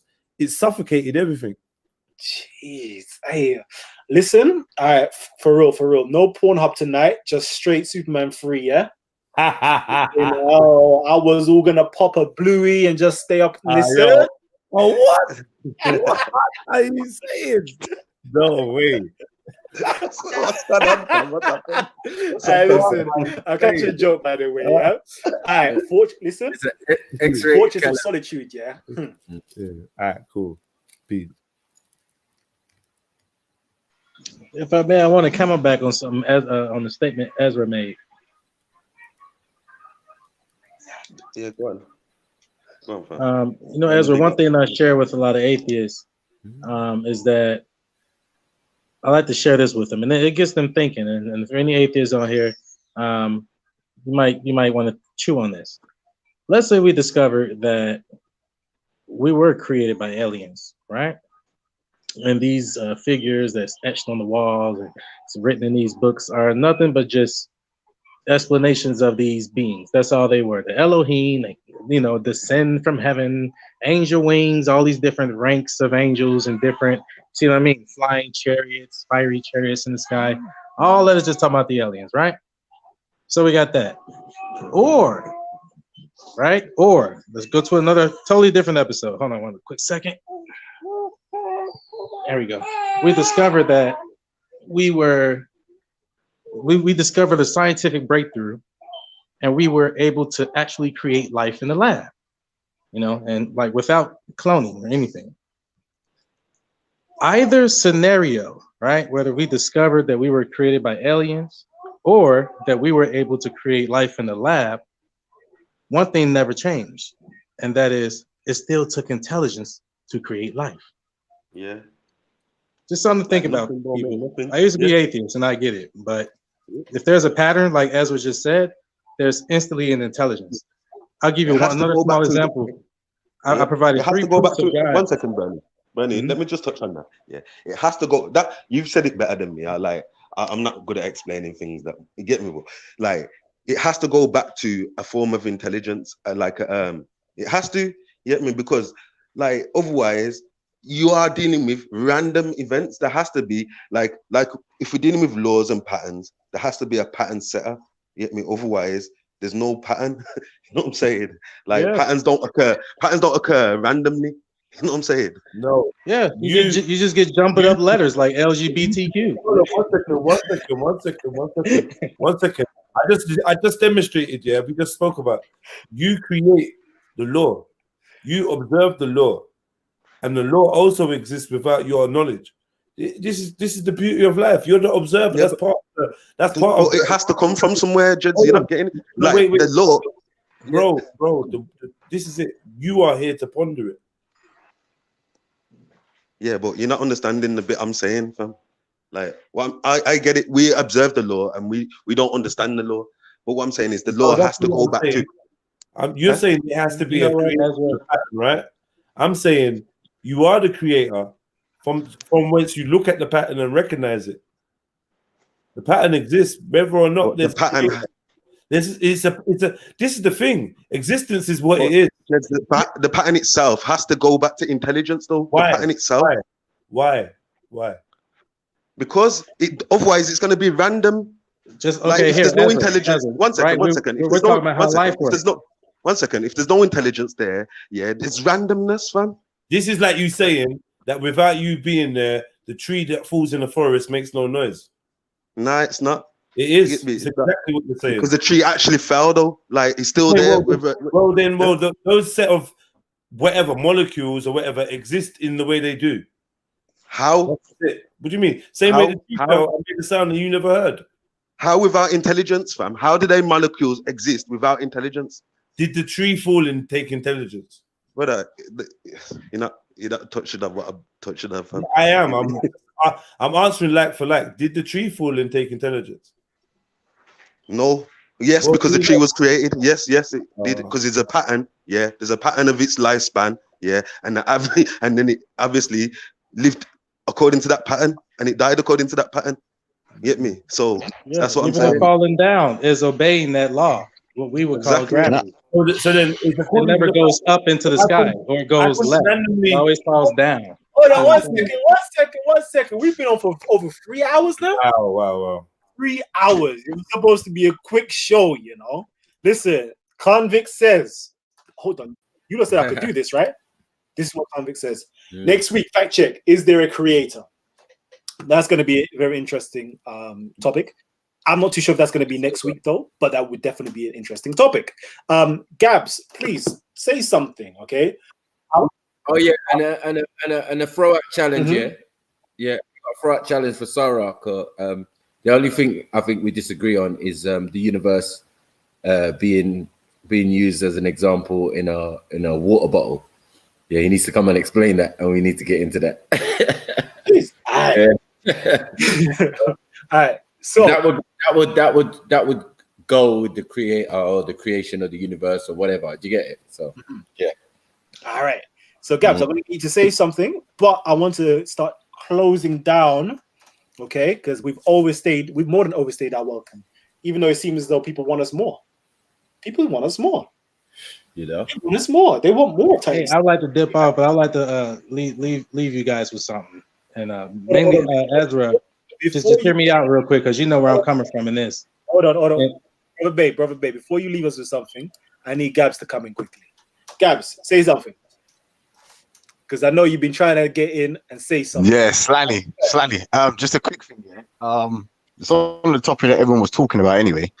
The brother was mentioning about the extraterrestrials and given that scenario and stuff, and obviously Ezra and other brother were talking about a pattern and stuff like that. Obviously, the ultimate question is, yeah, people are obviously ascribing to this all-seeing creator. Now, what are we trying to say? Are we trying to say that there's a creator that created everything, like some entity or something made the whole universe and whatever mind and everything is in it attributed to some entity that lives in a particular place? Yeah, remember, it lives in a particular place and has the same type of, what's the word, structure, like living structure as us. So there's other entities that live around him that do things for him. And are we saying that, or are we saying that the actual things that are in the universe, like planets, stars, radiation, gamma rays, exploding stars that are making asteroids buzz around the Earth, that's flying around the Earth? You've got millions of meteors that skim past the Earth at how many rates? Yeah, all that stuff that's happening out there. Or are we adding in this whole this other thing? Because I lean more to this whole thing about extraterrestrials. If we're going to talk about beings and godlike beings, if you're going to say a godlike being, the extraterrestrial thing makes more sense, because now the narrative that we have of God seems more like an extraterrestrial one. Because if you're saying that there's some beings that have higher intelligence than you, yeah, who have come down onto the planet, they can speak, they can talk, they know how to write. Do you know what I mean? Because you got the angels giving information. You had angels that came down that was looking like man in the biblical text. Do you understand? So the whole extraterrestrial thing, I can understand, and maybe that's where people got the concept of this God. Like, they see extraterrestrials as God because they've come down from space, and they've bestowed whatever information and knowledge that they've had, which the beings of the planet didn't have at the time. That makes sense. But when we start going into the whole creation of the universe, like we said, it was an entity or being that created that. It's going to keep going on to this whole thing, and where did that being get this thing for? And then we'll say it's an eternal being. So it's like an infinite regress. Being with knowledge. When is he? That's where the humans that think of this stuff. Like, where did this God come from? Does he have a mum? Like, did he do this? Like, where? If he's eternal, how come he didn't do this in his eternity? Did he? Do you know what I mean? Water has intelligence. Water doesn't answer these questions. Water doesn't say, where was my birth? Does the universe do this? Is the moon how many seconds away from the sun? It just is what it is. I think that's what Jedi was kind of alluding to. That out there, it just is what it is, regardless of what we're saying and what we think. The human experience is the one that's creating all these things in our mind. We create the narrative because we're creating. Okay, that's the beauty of human beings. Now, if we are now in that state because of extraterrestrials, then that might be the case. It might just be the case, because like what I've seen lately, the more and more evidence.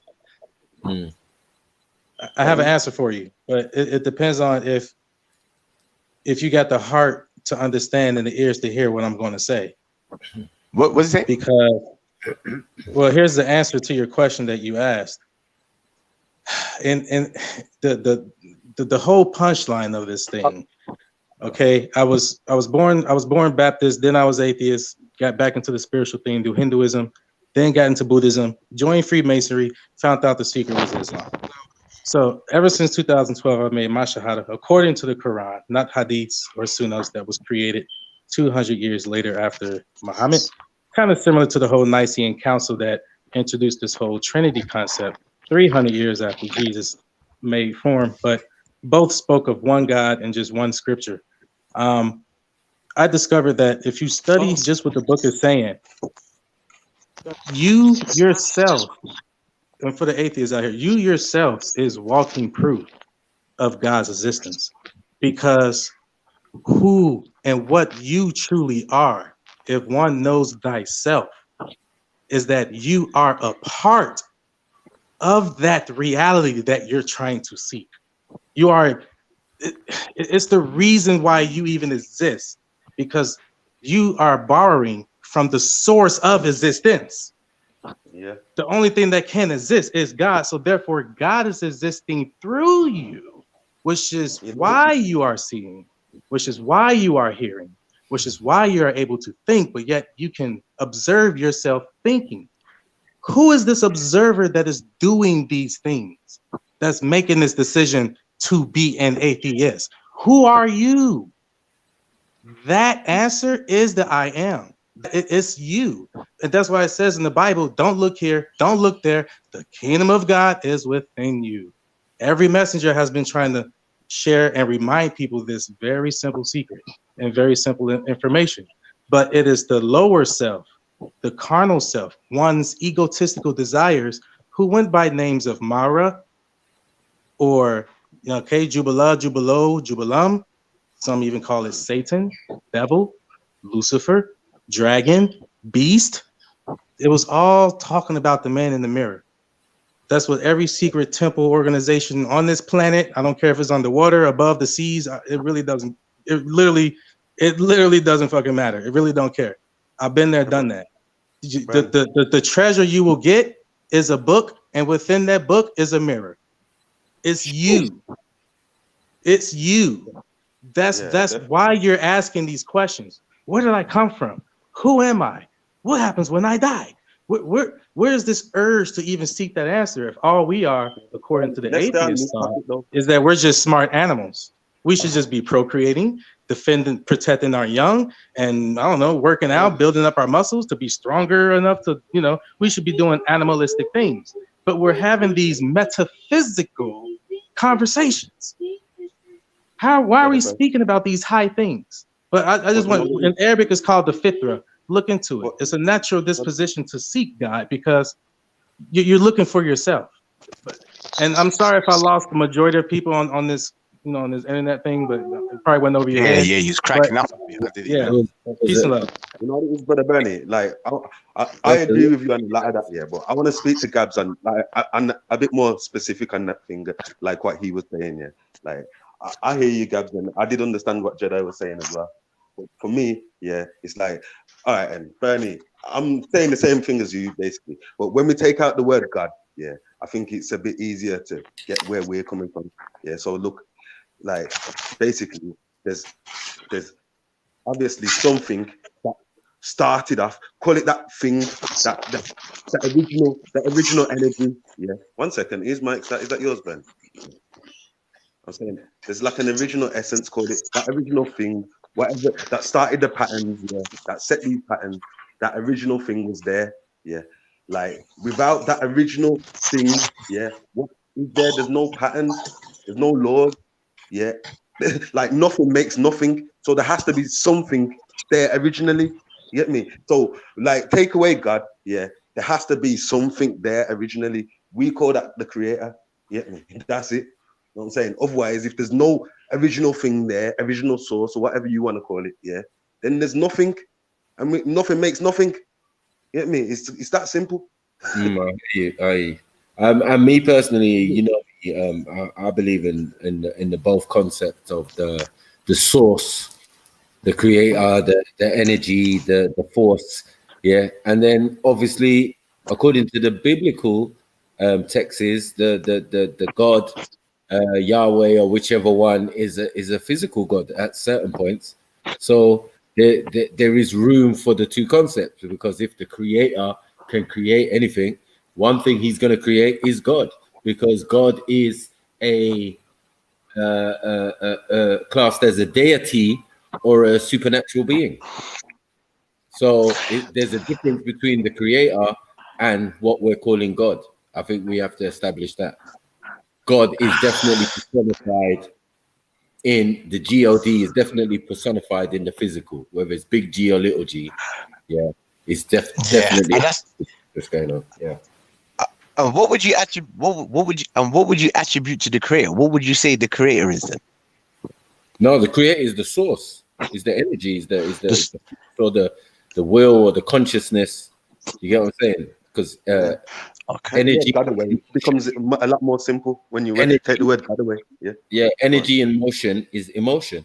So emotion, well, is a form of consciousness. Do you get what I'm saying? So when some say Muari, do you get what I'm saying? Is a superior consciousness, not a superior. You get what I'm saying? Not a God. Yeah, we can understand that some people say, no, we don't understand the God concept, because the God concept, even in Kemet, related to individuals who actually existed. There was never a point.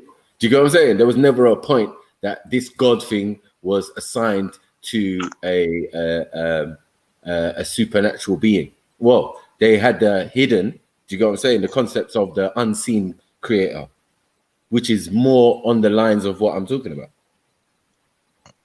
Do you get what I'm saying? So they've got that, and then you've got the physical beings that the unseen creator created. I don't know, but you know, I think They're it's now something. calling this unseen energy like Higgs boson, the string theory, but stuff, scripture like the Quran spoke about weaved ropes, the heavens being made out of weaved ropes. And in order for you to weave something, you need at least 3 strings to braid something. So when sisters get braids in their hair, you're literally expressing the fabric of energy and matter, which is just 3 strings. I would say it's energy, me personally, because energy brings forth creation and things to happen, yeah? And the creator that we speak of, like in the religious text, without things coming into existence, there's no need for this creator. Is basically, he can't be the creator. He can't be the best of creators, like one of his titles. He can't be the supreme power. All those titles would fall short. So you've missed the trick though, Gabs. You've missed the trick, because spirit is another word for what? Energy, in it. Yeah, energy is just another word. It's the biblical description of energy in it when we say spirit. So like, and then what does it say? God is a spirit, and those who worship him must worship him in spirit and in truth. You get me? So there you go. It's telling me, you take away, put it into our terms. God is an energy, an energy form. You get me? And okay, you know what I'm saying? and do you know what, Ezra? And this is why now, and this is the part, and this is why I wanted to help this was gonna help the Christians a bit, because I see they've been getting a battering with the Muslims, and I said I'm being genuine. If they understand this whole concept of the Trinity, I know they put this word Trinity, and I think it's the actual word Trinity that people seem to hate. They don't like that word. But if they actually understood the science, like I just said, without the creator creating things, there's no, it wouldn't be able to express itself. You wouldn't know anything about the creator. If the creator didn't create anything, you wouldn't know nothing about it. The same way Vincent van Gogh created certain paintings, so people know, okay, that's a Vincent van Gogh painting. Steve Jobs created this, so yep, that's his style. Everybody knows a spider web creates spider webs. So you understand, yeah? So now this creator that you're saying is the creator of everything, yeah? The only way, if we're saying that this creator is essence, spirit, energy, yeah? Energy has no form unless when it's made into something. So when the Bible now speaks of the spirit, yeah, now becoming man to explain certain things, yeah, this makes perfect sense for why the creator, energy, spirit had to come in a man form to express itself to humanity. Because if he came in any other form other than a human being to explain himself to humans, people are going to be thinking, what the heck is this? It's going to be crazy. Like he even mentioned the Bible, if he was his true form, people will perish.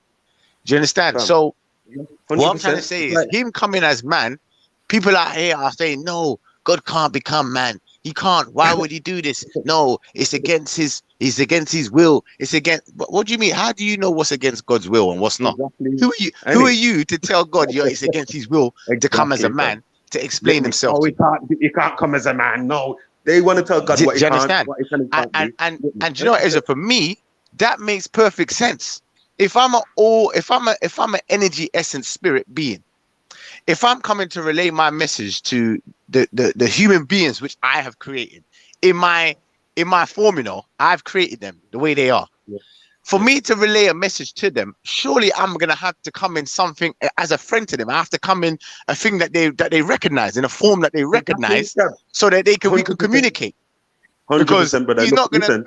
Do you understand? So Yes, this 100%. to me is just simple. It's simple, fam, because you know what it is. It's just common sense what you're saying, fam. Because look, think about it, the answer there, innit? Like, obviously, we can't communicate with ants, like, but like, God, obviously, if God has a message for the ants and He wants to actually show them how to do things and do something, you know what I'm saying? Yeah. What better way would there be than to manifest Himself as an ant and show them and speak to them? You know what I'm saying? Like. It's simple logics, bro. You get me? You can't send a dog as the job to do the. You know what I'm saying? Fam? This is just common sense. Bro, this is my point, and this is right, and that even goes into the same thing with the angels coming to deliver message onto man. If that angel is not coming in the appearance of a human being, that man is not going to know exactly what this entity is saying.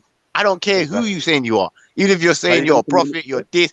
If he's not speaking in the tongue or the language that you know, you do not know what this entity is saying. That is point blank. Listen, we can go to certain parts of the world, find some other human beings living in a jungle somewhere. The moment they start speaking, we don't know what the heck they're saying, but yet they look just like me and you. So Gabs, if you're now going to tell me that this entity is going to come in some other form that we don't know to try and give us some information and knowledge, and remember, God says He's not the God of confusion. He's not going to confuse you and mess up your mind. He's going to come simple. Why are we now so afraid to say that God's going to come as a man? He can make Himself into a man to relay the message for humanity. It's for humanity, you know. But you know what it is, though? People I feel like they're finding it hard. But you know what it is, fam? I think Christians have caused this on themselves. Yeah, like this is what I said. Yeah, they have. It's the actual word Trinity is the problem. You get me? It's the problem. Word, because it's the word. Like, yeah, I know it is a problem. It's just one God who manifests in 3 different ways. That's it. You get me? Yeah. There's no Trinity. Do you know what? You know what I'm saying? Hey, it is John the word. You know why? 17 I know verse it's 3 definitely the kills word. that whole Trinity thing. John 17 verse 3 kills that whole Trinity debate. Debate's over. What does John it kill? What does it say? 3. What does it say? Kalam, you What want does to it say, pull it bro? up, or you got time? Yeah, you know, if you know it, read it. Do you know it?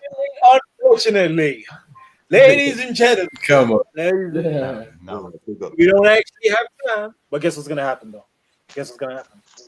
We can continue this conversation off air. And in continuing this conversation off air, we can go in harder than before. And what I would love to do is, hold on to some of these conversations, hold on to some of these debates, jot them down. And the next time we do some of these shows, we can go in on one topic at a time. Because so far, on a 3-hour, 31-minute long show, we've discussed a whole heap of things. A whole heap. We haven't truly got into did the Muhammad of Islam exist? Debate. Jay Smith and David Wood. We haven't really got onto that at all. We are simply waiting for people to actually catch up. So right now it's kind of like promotion to that particular debate, and then afterwards, hopefully, we can have a very mature, educated, informed discussion on that particular topic. Right. We can also fact check some of these debaters, see if David Wood was missing the mark or was Jay Smith missing the mark. Hopefully we're going to have some time to go into that. So please, all of you guys who haven't already seen it, please just type in Acts Apologetics or Acts 17 Apologetics. You'll find the debate on there. It's called Debate. Did the Muhammad of Islam exist? Okay. David Wood versus Jay Smith. Earlier on, I showed, let me just show it once more, actually. Let me just show it once more. Screen share. And we are screen sharing. There you go. So yeah, when you do have time, please check out this particular video. Definitely would like to go into it and have a nice conversation on it itself. So please, when you have time, watch it. Next week, Sunday, we're definitely going to be doing fact check series where we will be, let me stop sharing. We will be going in, hopefully, to some Speaker's Corner information. We're going to pick out a particular video, highlight it, pick out the points that the debaters make, and really go through it, fact check it, see if what they're saying is accurate, or what else can we add to it, or how can we, is it true or false? Basically, is it true or false, and provide the dalil, the information. I haven't forgotten you. Somebody asked about the image of, or the drawing of Jesus and Mary, and Muhammad covering it over with adoration. We will get you that image, that hadith for you. What else has been mentioned that I haven't actually brought out? I think that's it. So yeah, we'll get there. We'll get there. Callum is thinking to himself, I should be reading books. These guys are killing my brain cells. Says it's a killer. Nah, like this is very interesting conversations, to be honest with you. This is how we truly learn. Like this is it. What's it called? Didactics. Like book reading, book learning is cool, but actually being able to share what you've read or what you've learned or what you've been able to matriculate, like with other people, and get them to, how can I put it, discuss these ideas or even combat some of these ideas. That's so powerful, so powerful. So we have mixed reviews so far. JJM says Jay Smith is lost. Or is lost or lost the debate. I don't know if you're saying is lost full stop. But yeah, like the debate was very, very interesting. Very, very interesting. Passy X says his channel is on block at the moment. Gives shows on Apostate Prophet's channel and AP Apostate Prophet unveiling Muhammad hijab soon by Apostate Prophet. Okay. Yeah. So no. David Wood's channel is back on now. David Wood's channel is back on. It was blocked for a week, but it is back on. So if you want to check it out, please do go in and check it out. All right. Any last words before we close down the show? No, man. Just big up and good to see you back, man. You know what I mean? Like, when you call for the Titans, yeah, there definitely some still here. Hey, the OG. Yeah, still here. Guys that give back to gods. You get me? Come on. That's not right there, Yeah, man. We definitely miss you, bro.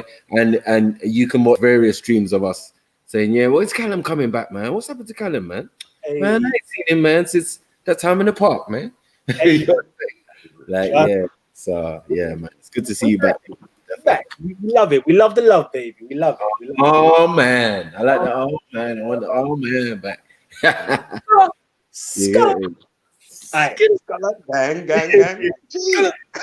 So yeah, we're gonna continue this conversation off air.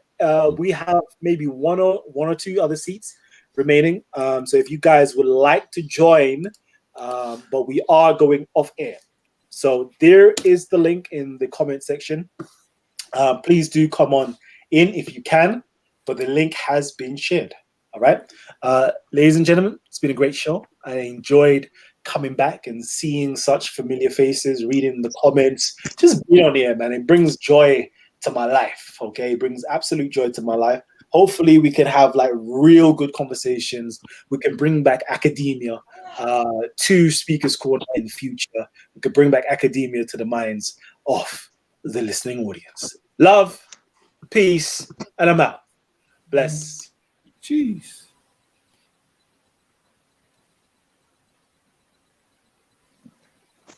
Yeah, it's gonna be easy, Callum. You just got to change all the StreamYard stuff. Put your logo back. Put your logo in the background. You're done. You're nice. Yo, Maku, you are like. I swear, I see some StreamYards that are looking sick. Some of them boxing channels, fam. Like, Onomos look nothing like theirs. I don't know whether you have to pay for that or something, but no, we got everything paid up, man. All paid up. Like this is blue screen, green screen. When I do this is the green screen thing. Oh, sir.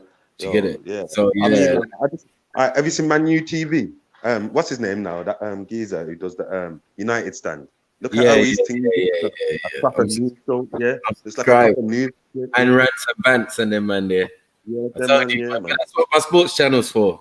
Obviously, I'm trying to tap into that market. You get it? Yeah, you can make this look like a proper news show, man. It looks sick when you do. Yeah. But he's easy because he's got the images and stuff. So you just boom, Titans TV instead of StreamYard. Wow. Two background. Yeah, he's nice. Yeah, man. Where's the Medicine Man? Big up Medicine Man, man. Where you at? Yo, yeah, man's there. Yeah, yeah. Okay. Man, good to see you, man, back. You know, trust me, I'm glad still. That's right, man's there, bro. Yeah, man. Ain't nothing gonna hold man them down, bro. Yeah. Yeah, man. You know, nah, man. These Now I wanted to get back into that thing. I was talking to the brother about this whole trick. Like I was saying to Ezra,